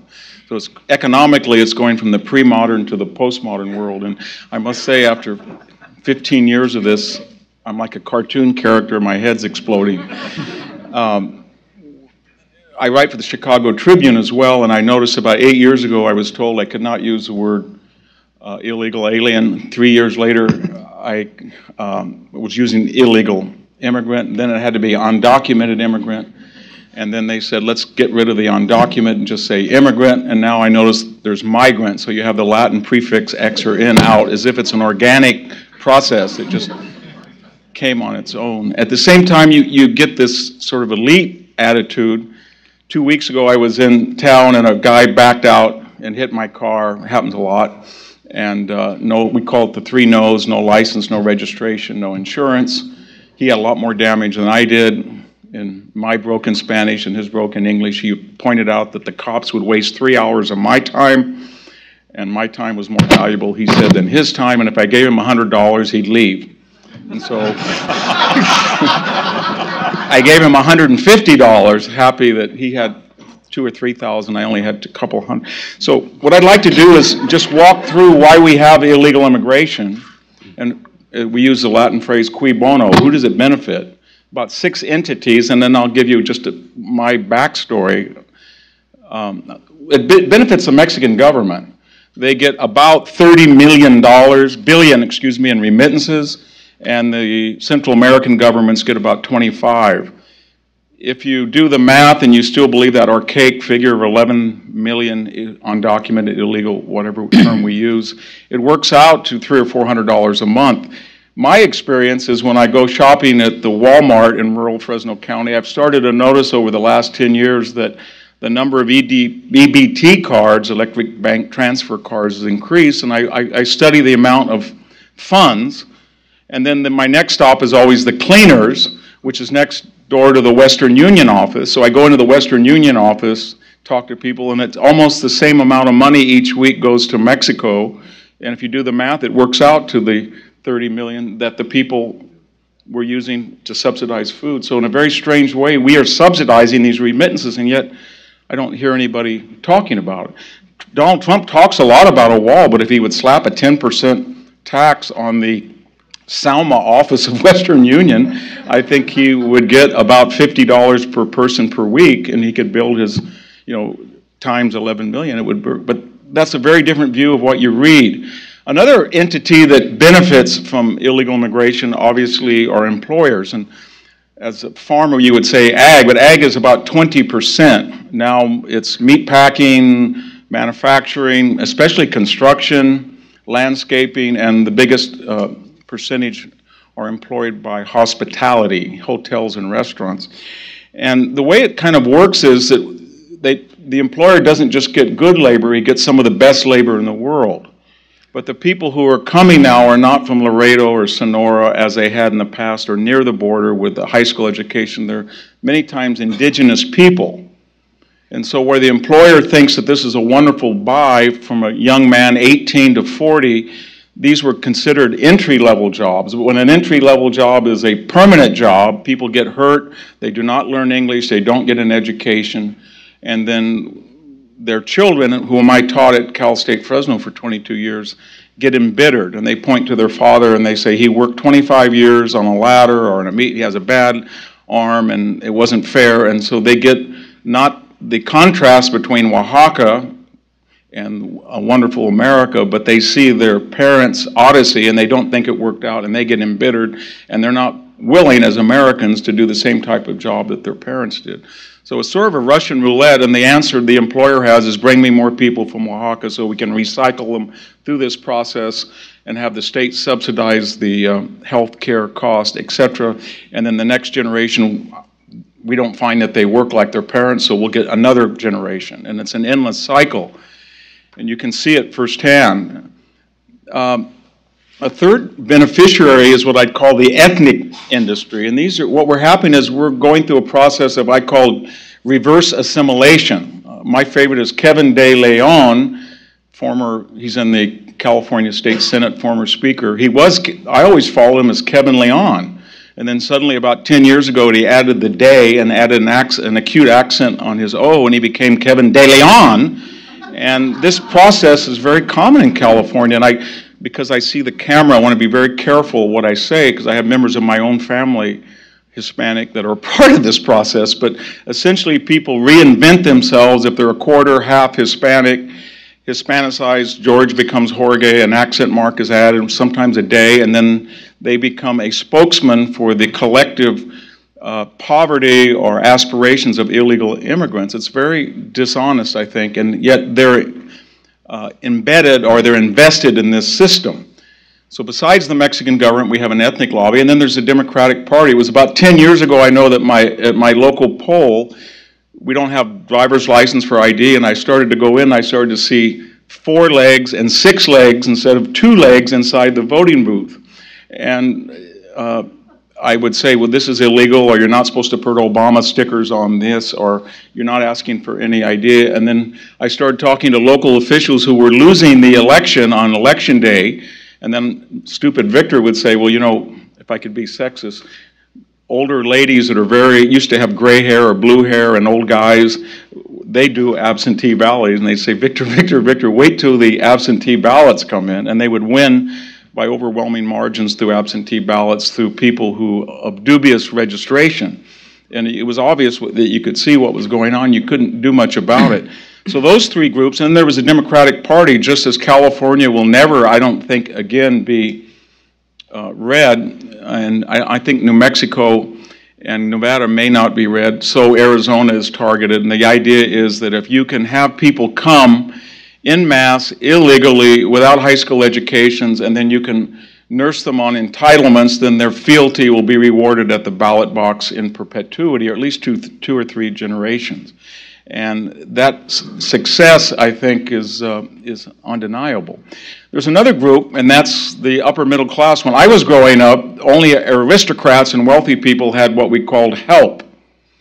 And over the last 30 years, the upper middle class, or the middle class in California, has developed this idea they need maids, nannies, and landscapers, many, in most cases, from Mexico. I never quite understood it, because I'll go to Palo Alto and I'll see people come sweating onto campus, and they'll tell me they're working an hour a day at the gym, and I'll say, why not just mow the lawn? Or why not do the dishes? Or why not fix that shingle? But why would you go and work 6-7 hours and then hire somebody? And usually the anecdotes are very, I don't want to be too critical, but they're paternalistic. Well, Lynde is a great person. We give her all our used clothes. And Juan does such a good job trimming the thing, we gave him our used car, and illegal immigration is great. And I said, well, where does Juan live? And where do his children go to school? And how well does he speak English? And do you have any experience with him outside this? And the answer is no. But it sort of squares a circle that people in the abstract can be for illegal immigration, because it helps them in the concrete, and then they don't worry about the consequences. That's another constituency, that we've created a aristocratic class that thinks they need help out of what was the middle class, at least in the American Southwest. Then, besides all these groups, the Democratic Party, the ethnic lobby, the employer, Mexico, then there's us. And us is the people who are not directly invested, are beneficiaries, but the climate has been created that if you were to question the legality, the morality, the ethics, the practicality of allowing 500,000 people to come in without what we would call papers, or to a host that believes in the salad bowl rather than the melting pot, or you question any of these pretenses, you're called a racist, nativist, restrictionist, and so most of us just seethe privately because they see the rule of law overturned. I was getting very depressed about this the last 3 or 4 years. My kids all went to the public schools. My family's all intermarried with Hispanics.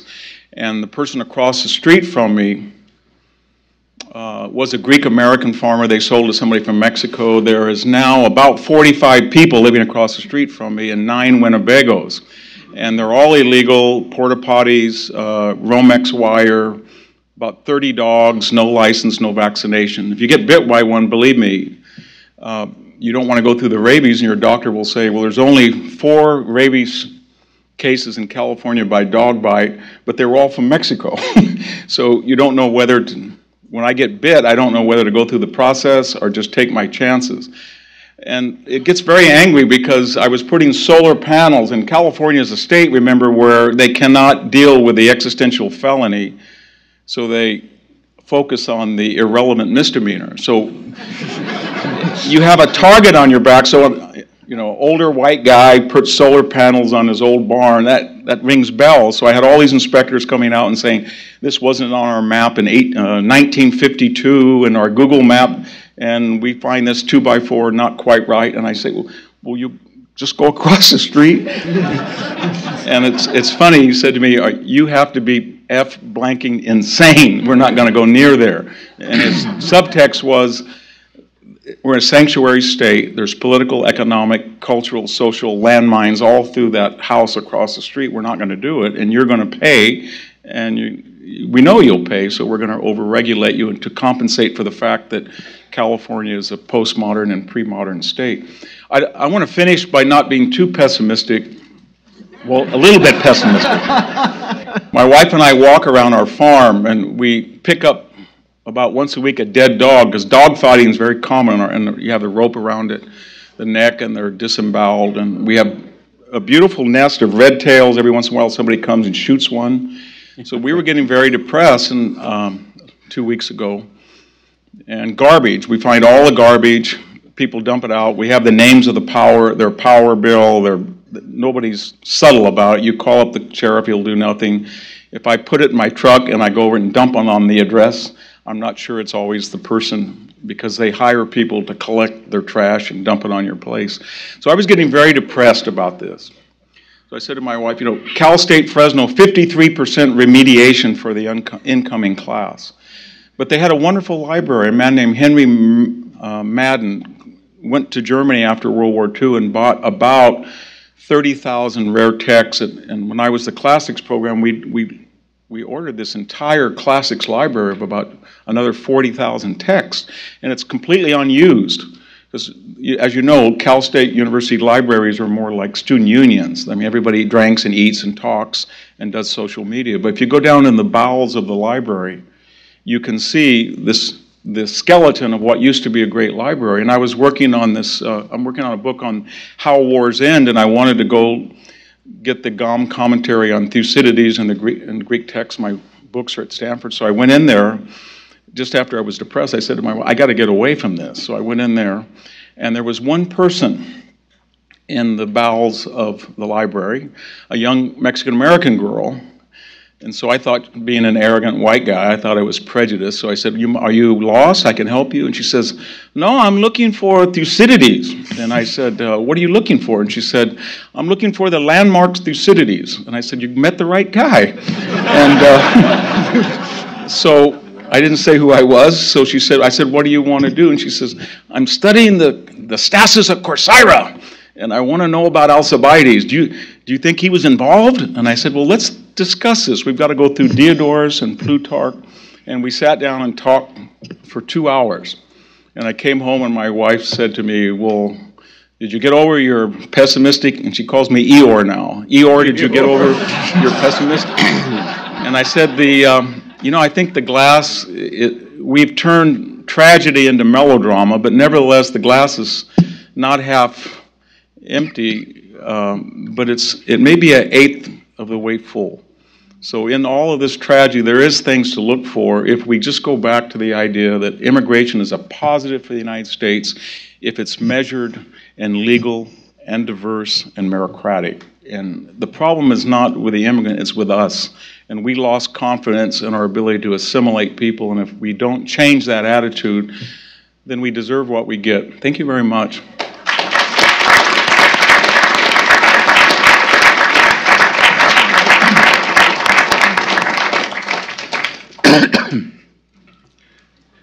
Good morning. It's an honor to be here. I'm very grateful to the Bradley Foundation and the Heritage Foundation for inviting me. I'm here to talk about the Trump-Russia investigation, so I won't be quite as brimming over with optimism as Victor was. It's interesting, the topic that when Diane first was good enough to ask me to speak here for a few minutes, the topic we came up with was obstruction confusions, because that was what was going on in the investigation at that moment in time. But it seems that the one thing we have learned about this investigation is that every hot topic has a shelf life of about 6 hours. So I think, had we known about Stormy back then, we probably would have come up with a better title than obstruction confusions, but I won't speculate on what that might have been. I think it is, though, worth, in terms of an overview and also trying to tie it into what we're here to talk about today, which is the Constitution, it's worth asking, what does the Trump-Russia investigation say about the state of the Constitution? And that calls into question really the matter of how is a president supposed to be reined in our system?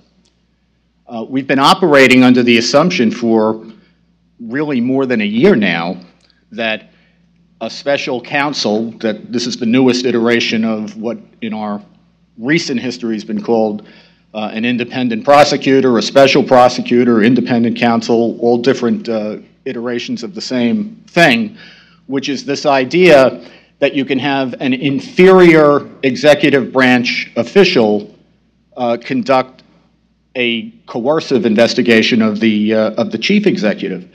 And I would suggest that it's a perversion of the system that the framers gave us in the first place, that there is no way conceivably that the framers would have thought, if they had an idea at all about what a federal prosecutor was, that a federal prosecutor would have been the way to rein a president in. I mean, if you think about it, we did not have a Justice Department as we know it until really the beginnings of it, 1870 or so, and clearly even then, not anything like what we know it to be today. The FBI did not exist until 1908. So it's pretty clear that the framers certainly did not conceive of this idea of a big federal executive branch law enforcement / intelligence investigation of the president. And then you have the nature of executive power.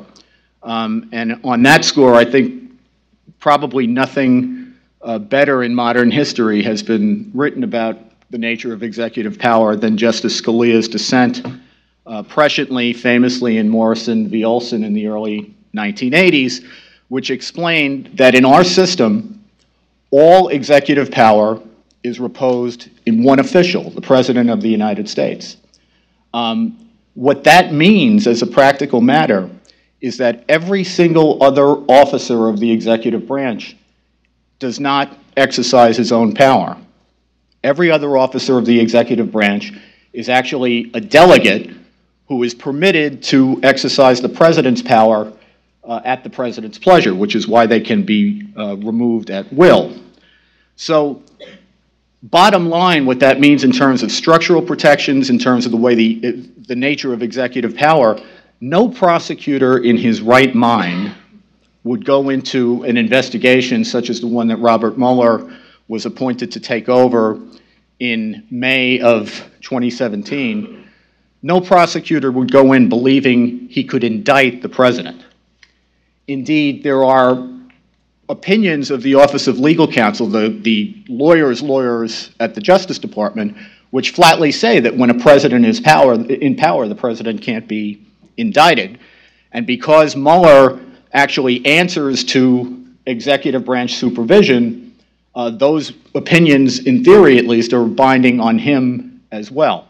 So I think practically speaking and constitutionally speaking, this investigation from the beginning has been about one thing and one thing only, and that is, can Mueller assemble enough proof to show high crimes and misdemeanors such that Congress might consider filing articles of impeachment in the House and ultimately conducting an impeachment trial in the Senate. That is to say, the investigation's been about impeachment from the beginning. Now, let me be clear. I'm not saying, because I don't know, that Robert Mueller wants to impeach President Trump. But I do think that he is about the business of conducting as comprehensive an investigation as can be imagined in order to find out if there is a basis to argue that there are high crimes and misdemeanors. And that brings us to the way that the investigation was structured. All independent counsel investigations that we've seen in modern history have this problem of becoming ultimately, if not unguided missiles, probes that begin in one place and often end years later, someplace very much removed from where they started from in the first place. In other words, the original rationale for the investigation is rarely what the dispositions of whatever cases get brought is relevant to. That's a problem when you follow the regulations. The normal regulations for appointing an independent prosecutor say that the Justice Department has to articulate the parameters, the factual basis of a criminal investigation. That's not just rhetoric in the regs. The purpose of having them articulate the grounds, the crimes that the special counsel is authorized to investigate is because that description becomes the jurisdiction, the boundaries of the investigation of the special counsel. Now, it's not a perfect way, obviously, of going about it, because the special counsel can always go back to the Justice Department and ask for his investigation, his jurisdiction to be expanded. And that's why these investigations take so long, and they seem to bounce way away from where they originally start. But in this investigation, because the rules were not followed, what is seemingly inevitable in every other investigation became a certainty, which is that we have no idea what the boundaries of the investigation are. And to be specific about that, what Mueller was delegated, what he was appointed to take over, was an investigation that former FBI Director James Comey had described in testimony before the House in March of 2017. And that is what he rather shockingly publicly announced as an investigation of Russia's interference in the 2016 election. That was shocking because you never confirm the existence of an investigation in the Justice Department. It's just not done. It's against regulations. But then he added on to that, in addition to the Russian interference piece, any Trump campaign coordination in that interference, which was shocking on two grounds. One, that he would confirm the investigation, and secondly, we now know that Director Comey had repeatedly told President Trump that he was not a suspect and wasn't under investigation, and yet he gave a statement publicly that anyone with an IQ over 11 would have known would make everybody in the country suspect that the president was a criminal suspect. And as a result of that, since March, if not before, the president has been, despite what they were telling him privately, he has been under the cloud of a criminal investigation. This is the investigation that Mueller was given by Rod Rosenstein, the Deputy Attorney General, after Director Comey was removed. And the reason that it's so problematic is the investigation is a counterintelligence investigation. A counterintelligence investigation is not a criminal investigation. The purpose of a counterintelligence investigation is to divine the intentions and activities of foreign powers, usually hostile ones, to the extent that they may compromise American interests. And to the extent that American citizens get involved in them, it is to determine whether they are furthering the interests of a foreign power without disclosing that to the Justice Department as they're supposed to under federal law. But the idea of the investigation is not to build a criminal case. It happens sometimes. I worked on terrorism cases, as Hans mentioned before. In those cases, you can investigate a terrorist organization as a foreign power, and if it turns out that criminal evidence rolls out of that, that evidence can be used by the Justice Department to prosecute. But that's the rare counterintelligence investigation. And indeed, in the 1990s, it was thought to be quite the scandal that the Justice Department could, even in theory, use its counterintelligence powers as a pretext to conduct criminal investigations. So now we've gone from that being a big scandal, or at least the thought of it being a scandal in the mid-1990s, to today, where a prosecutor is actually given a counterintelligence investigation and essentially told, go on and see if you can find some crimes and maybe even charge the president. But again, it won't be to charge the president in an indictment. It'll be to charge the president in an impeachment proceeding. And let me close by just saying a few words about impeachment.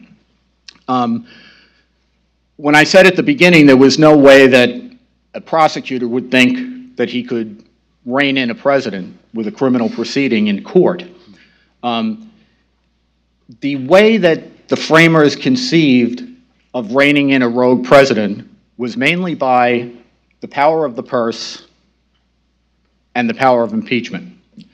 The power of the purse over time, especially the dysfunctional way that we legislate, which the first panel was quite effective, I thought, covering, the power of the purse is really not, as a practical matter, much of a threat to the executive branch anymore. So what you're left with really is impeachment. And as Madison said in the debates over including an impeachment provision in the Constitution, impeachment is an indispensable remedy. If this system is going to work properly, the only way it can work is if people who wield awesome executive power understand that if they abuse the power, they can be removed. And of course, that has not been something that's been invoked very often in our history, never invoked successfully. I guess Nixon would have been impeached. But the point is, over time, it seems like less and less of a remedy. But the important thing to remember in terms of where we are now and where we go forward as this investigation unfolds is that impeachment is a political remedy and not a legal one. So the fact is that I think this is, in fact, why you see, to my mind, welcome pushback by the White House on the conduct of the investigators during the investigation and whether they abuse their powers. Because they understand, I think, now at least, that they are not in a legal battle. They are not formulating a legal defense to a court case. They're actually in the court of public opinion in what effectively is eventually either going to be an impeachment proceeding or there'll be nothing. And because impeachment is a political remedy and not a legal one, what that means in the end is you can have proof of 1,000 high crimes and misdemeanors. But if there is not a consensus in the country that is enough to force 2/3 of the Senate, that supermajority, to want to remove the president from power, the president is not going to be removed. So I think what you'll see over time is it seems to me it's becoming clear already that the president is not going to be impeached. If the Democrats win the midterms, it's possible in the House they could file articles of impeachment, but the president will never be removed from power, not only because he shouldn't be, just because the political reality will be that he can't be. And I would think that what that means is that as we go forward, you're going to see more of our attention shifted from Trump and Russia, which seems to be a dry hole at this point, to exactly how the investigators wielded the awesome powers that we trust them to wield. And I think that's an investigation that has to happen. Thank you.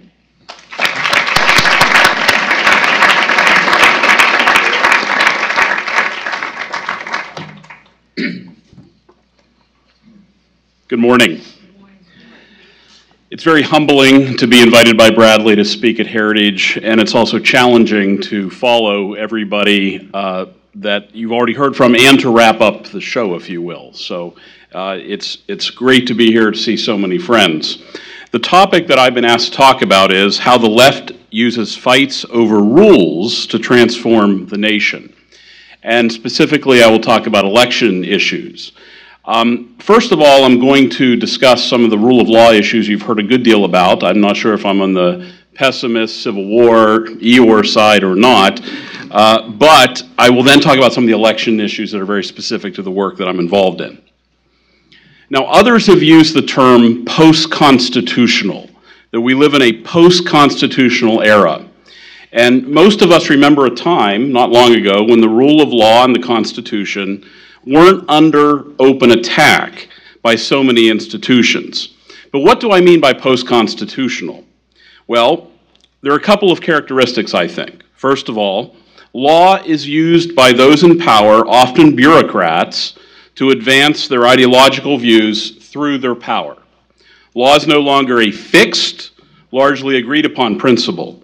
Instead, it becomes something elastic, subjective, defined by the latest best argument cooked up at Harvard Law School or Yale. In the good old days, law was the great leveler. We could all agree on the basics. Now, in my field of election law, everybody essentially agreed that election law was designed to ensure the integrity of the process. For example, if we learned that a large number of non-citizens, of aliens, were registering to vote, something I will discuss shortly in the presentation, then all sides, Democrat, Independent, and Republican, would look for fixes. Nobody would cook up excuses to defend the practice, excuse the practice, minimize the practice. It would be confronted and fixed by everybody. But now, law professors and the academy, I believe, view law largely as a means to keep and enhance power. Law schools and law professors sometimes seem busier dismantling the Constitution because of their dislike of it and the people who wrote it than they are teaching what it actually says. After all, why teach what it actually says when you aim to replace it? Now, do I overstate the case? Is this fanciful, a conspiratorial fantasy that enemies of the Constitution are seeking to replace it and Machiavellian bureaucrats and lawyers manipulate the law to achieve partisan ends? Well, in 2010, when I left the Justice Department, I thought such a claim might be hard to swallow. But the perpetrators of these views have obliged us by being very explicit in the last few years. Foes of the Constitution now hide in plain sight. Let me briefly note two examples of many, many others. Who can forget Georgetown law professor Louis Seidman's editorial in the New York Times called, "Let's Give Up on the Constitution"? After all, as he put it, quote, "A group of white propertied men who have been dead for 2 centuries and knew nothing of our present situation and thought it was okay to own slaves disagreed," unquote, with what progressives want to do. It's in the New York Times by a Georgetown law professor. Getting closer to my area of expertise, election law, there was a law review article at Stanford Journal of Law and Public Policy by a very esteemed election law professor from the University of Michigan named Ellen Katz, titled, quote, "Democrats at DOJ, Why Partisan Use of the Voting Rights Act Might Not Be So Bad After All." So when I say they hide in plain sight, these are the things that I mean. And there's many, many more examples of hostility to our Constitution and the rule of law becoming mainstream. These are threats to our constitutional order that I will submit to you. Our old means of defense are largely ineffective. We have entered a new battle space, I believe, between the left and the right. No longer do we have gentle disagreements about public policy. Instead, the left has sought to criminalize many disagreements, has weaponized the law to attack their foes, both personally and substantively, and is pouring hundreds of millions of dollars into a multi-front war to transform the remaining institutions that they have not already transformed, and to silence opposition.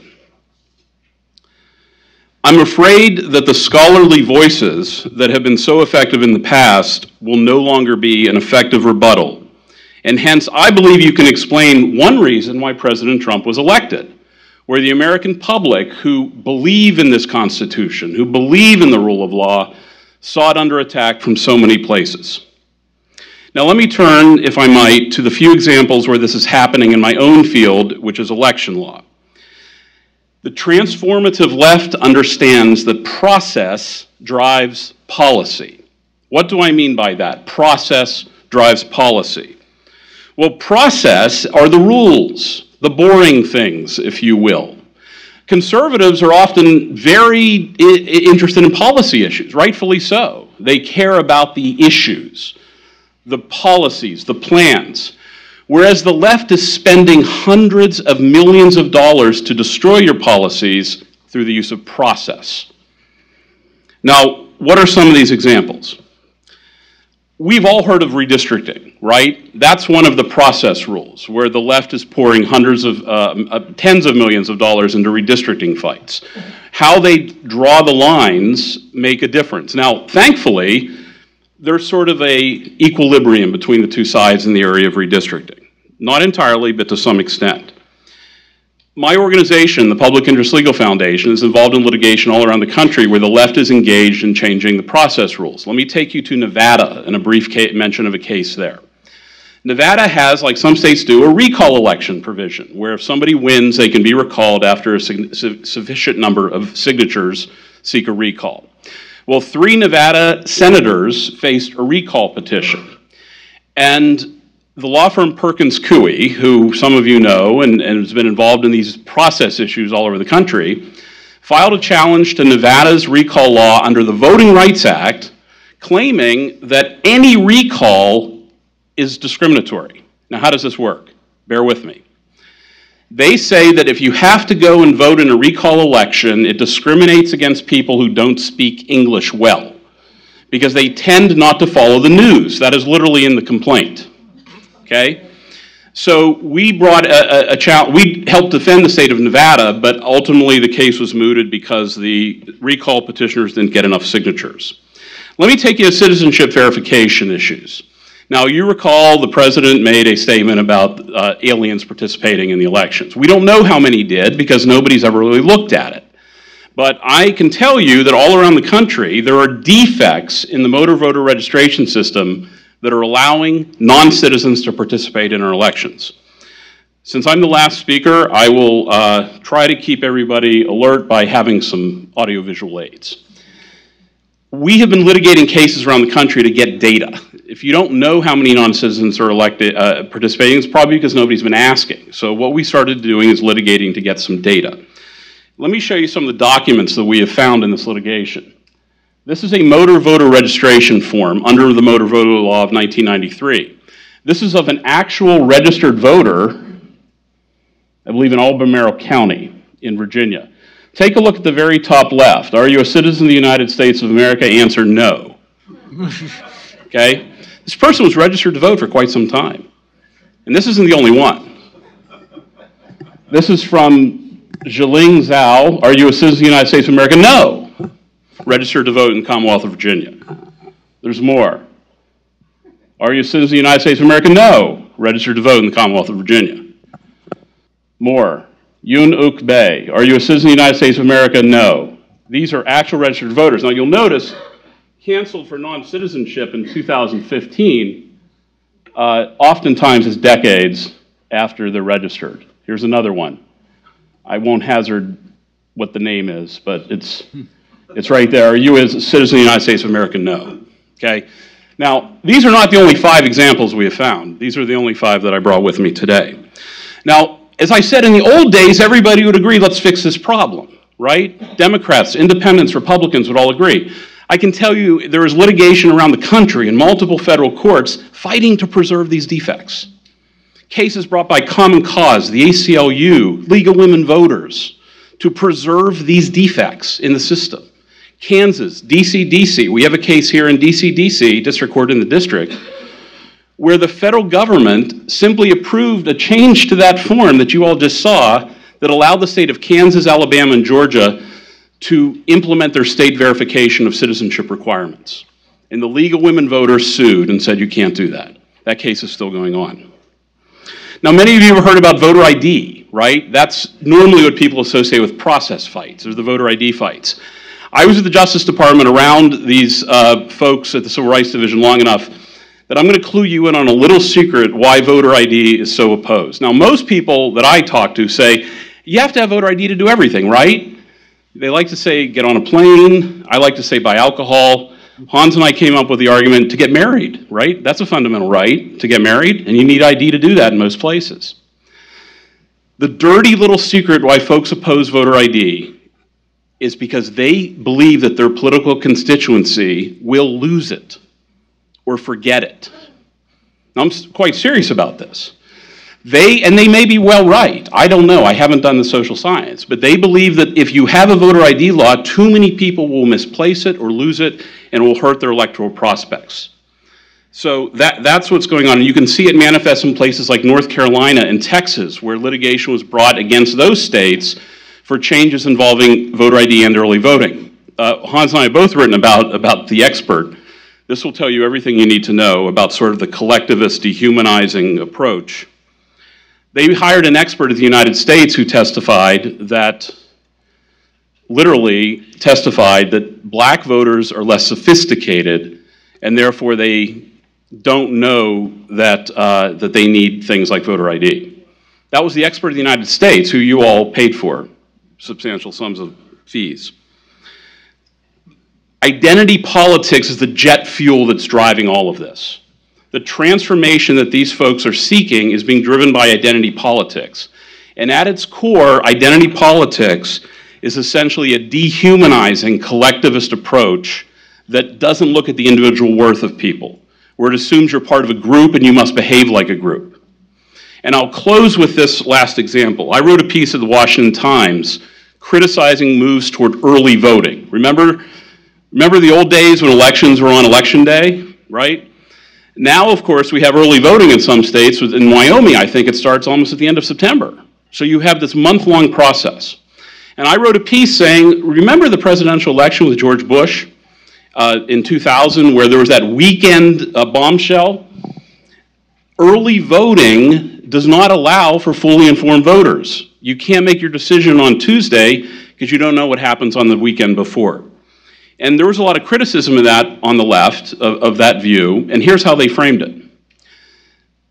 People on that side of the aisle, namely me, do not view politics as an expression of collective will. They think that it's contemplative, rational, and reflective, okay? Yes, I can tell I've described many of you here. We view politics as contemplative, rational, and reflective. They view politics as a muscular collectivist expression that represents interest groups as opposed to individual choices. And the attacks on criticism of early voting really illustrated this to me. That we're dealing with a movement that's attempted transforming the country through a very dehumanizing collectivist approach. And I think the process rules that I'll close with, such as voter ID, recall, redistricting, early voting, same-day registration, by the way, facilitates glitches like in Minnesota, where if you can just walk in and vote without pre-registering, you had 1,200 ineligible felons participate in that election in Minnesota, and that election gave us Al Franken, and that gave us Obamacare. So it makes a difference. You transform a country by transforming the rules and the process of those rules. Thank you all very much for your time and attention. I appreciate being here. Thank you.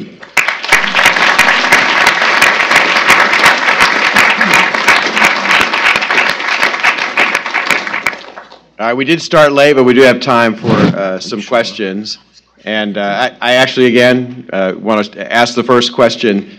And I'd like to go back to something I think, Andy, you talked about, and Christian also, and that is the criminalization of political differences. Can you expound just a little bit on that? Because that, to me, seems to be one of the most dangerous trends that we have today.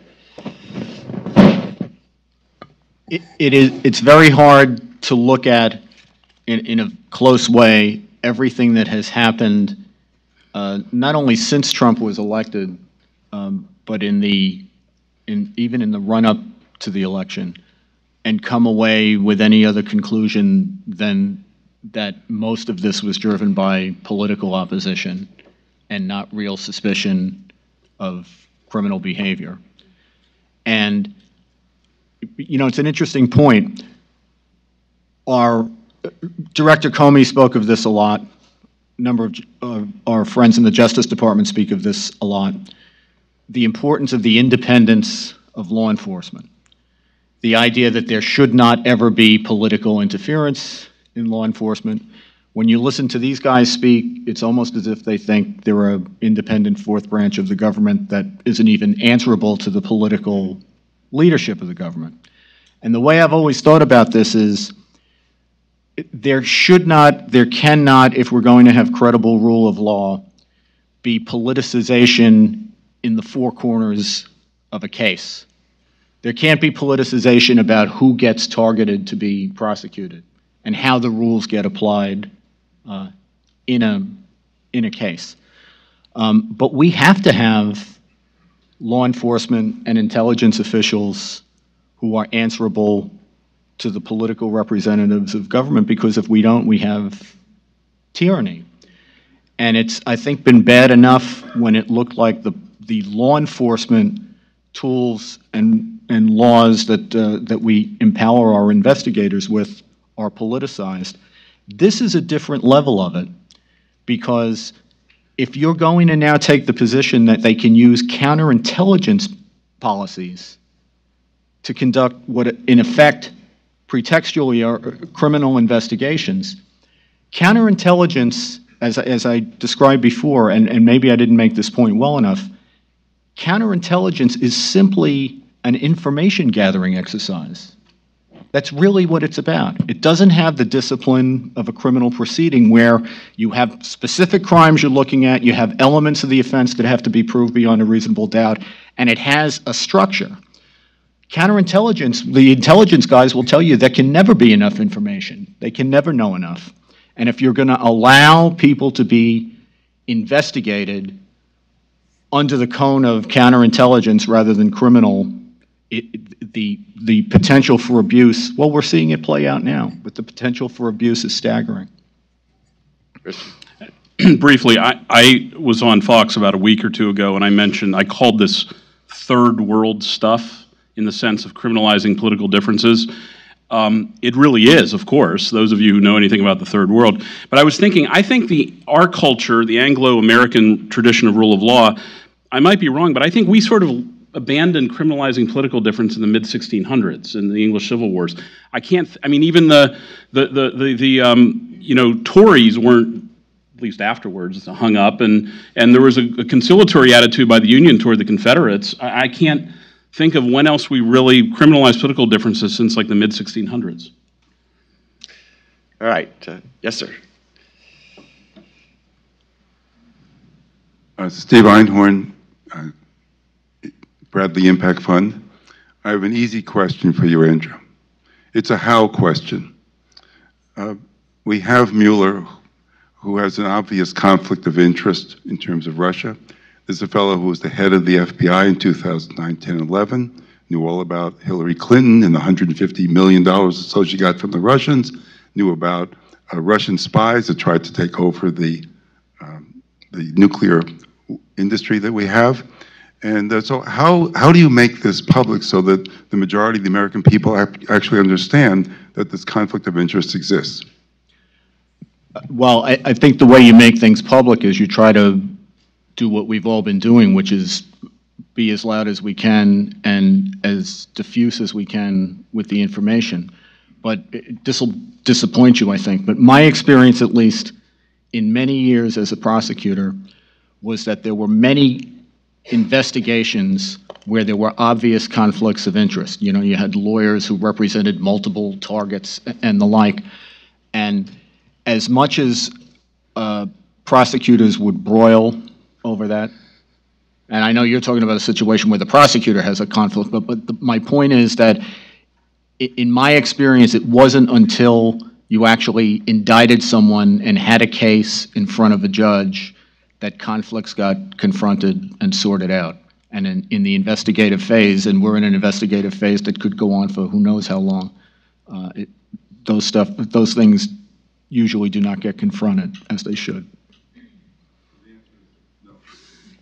Well, no, in terms of publicizing it, I think it's essential to publicize it because, as I said before, we're in an obstruction. If you're thinking of this as a legal proceeding, then right, it won't happen until there's an indictment or some kind of charging instrument or some kind of court proceeding.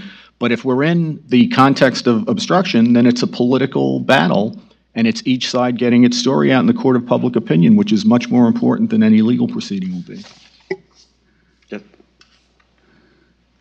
The lady right there, yeah.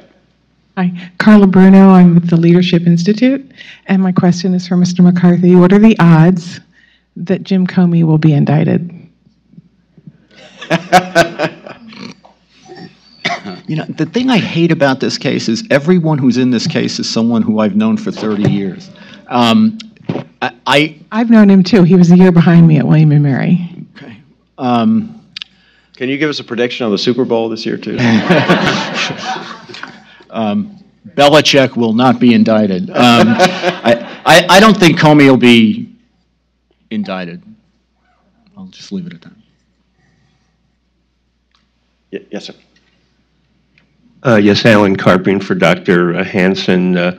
How different is the modern immigration from immigration in the 19th century to the early 20th century, when you're talking about the Scottish, the Irish, the Chinese, the Japanese, Eastern Europeans, Russians, Jews, Italians, when literally there was blood in the street out of the gangs of New York. And basically, most of the immigrants really didn't assimilate. Those that did are the ancestors probably of most of the people here. And so how different is it really when we deal with today as opposed to... That's a very good question. I think in 2 or 3 main ways, but I would say that by the 3rd generation, most people did assimilate, and it was rare under the prior immigrations that 30% of the 3rd generation didn't speak English. That was not the case. But the main difference as I see it is that they were periodic. In other words, they came in great waves, but people did not come 100,000 people a year, say, from Sicily ad infinitum. But what we have, because of the proximity of Mexico, is that we have a constant stream. So we don't know how well the melting pot is working because it's constantly, we're starting to get people coming every year, and then we look at a large number of people who are not assimilating, or they're not assimilating to the 3rd generation. That's one thing. The second is that the legality is a hard issue because people go back in the 19th century and say, well, we don't know whether there was passports or legality. But I think most people felt that if you went through Ellis Island, that was a legal process. Psychologically, that's very important because if the first thing you do is when you enter the United States, you break the law, and you do so with impunity, then you have a different relationship with the law. In other words, that you have we have 1 million cases this year, according to the IRS, of false ID. If anybody's had that happen, I've had it happen where somebody I wrote a check and they put my router number and then printed up their own checks. And it's pretty strange to go to the bank and have $10,000 worth of checks written under your name. So that's a very commonplace. And that's because I think people have the attitude that when they came here and they came with impunity and they were not deported, then all of these regulations or whatever we want to call them, misdemeanors, serious misdemeanors, felonies, it's a little easier to break the law. So I think that's one thing. And then the most important is the attitude of us, the host.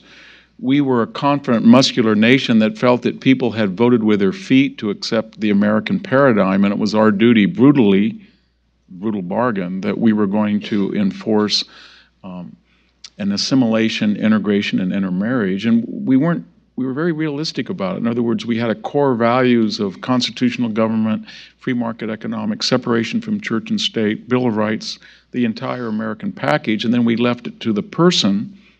They could speak their native language at home, but there wouldn't be interpreters at school, or they could have food or fashion, and all of that periphery, which was sort of a multicultural, enriched the country with music and art. What we've done now is we've reversed it. We've said that the core is no different than any other. So if you come here, we don't really feel that we have the moral, ethical, political authority to force you to accept our paradigm, even though people maybe inadvertently or unconsciously voted for that paradigm. One of the strangest, and so we, the host, don't believe in assimilating people, and that message is transferred to people. And it ends into a tragic schizophrenia. I remember during the 187, I had a lot of students that I've been teaching Latin and Greek to, and I ran out because I saw one. I wrote about it underneath the window of the classroom. And I said, Miguel, you're burning the flag of the country you don't want to go back to, and you're waving the country. I mean, you're burning the flag of the country you want to stay in, you're waving the flag of no circumstances you want to go back. That's crazy. And he said, well, nobody's told me that before. And so if you have a country that does not believe they're exceptional and doesn't feel that it's in their purview to tell somebody who wants to join it, here's the brutal bargain, and then history says to you there's no birthright that the United States has to exist in perpetuity as it is. History's pretty cruel. So I think that people sense that when they come to the United States, there's a deeply conflicted population. There's an elite that do not believe or cannot defend or can't even define what the American values are. And that message to them is, for your career, for your livelihood, it's just as viable to take a multicultural, ambivalent view of Americanism as is to adopt it. And when you replicate that with a adjacent border to Mexico where people are not diverse, and 60% of our immigrants come from Mexico or Latin America, and they come through illegal auspices in many cases, and they come from southern Mexico now with often, John Kelly was blasted, but he was clinical. If you believe in the truth, he was clinical, he was accurate. They come without a high school diploma, then the challenges of assimilation, integration just become force multiplying. And so it's the host that's the biggest change, I think. All right, time for one more question over here. Didn't want to skip this side of the room. This is the right side for me, so. Thank you, Hans. Sebastian Gorka. This is for Andy or any other panel member. It's clear that the president has kept a hands-off approach to the investigation. If you read the right-wing blogs, they want him to fire Mueller, fire Rod, fire everybody, and he's not doing it. Even if he did, we haven't solved the problem of what happened at DOJ and the way that we have this uber-politicized federal law enforcement and IC. So short of firing everybody, which wouldn't fix it anyway, how do we fix it? Well, Seb, you agree with me that hands off doesn't count as tweets off? No. Wanted to make sure we were clear on that.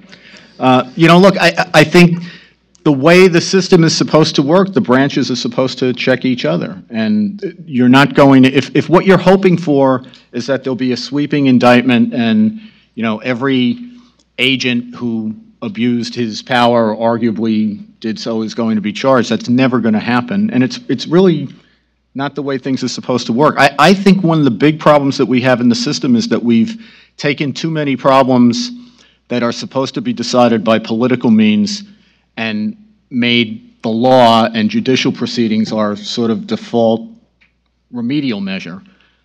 What's most important when you have people who abuse their power is that the power be removed from them. Whether in addition to that they get charged at some point, you know, is interesting, but I think beside the point. So the most important thing to me is that the president, and this is something he can do, order the Justice Department and the FBI to be cooperative with the congressional investigations. I think that from what I know about the congressional investigators, contrary to what's written about them in the press, they are not looking to wholesale rip through all of the Justice Department and FBI sensitive files, but they do want to find out how did this investigation get started and what was the predicate for it. I've litigated these classified information issues before. You can get the information the public is entitled to know out to the public without having to disclose methods and sources of intelligence and national defense secrets and the like. But I think Congress has to keep pressing, and the president has to lean on the leadership at Justice and the FBI to cooperate. All right, well, that is it for the session today. We're out of time, so please, another round of applause for our panel.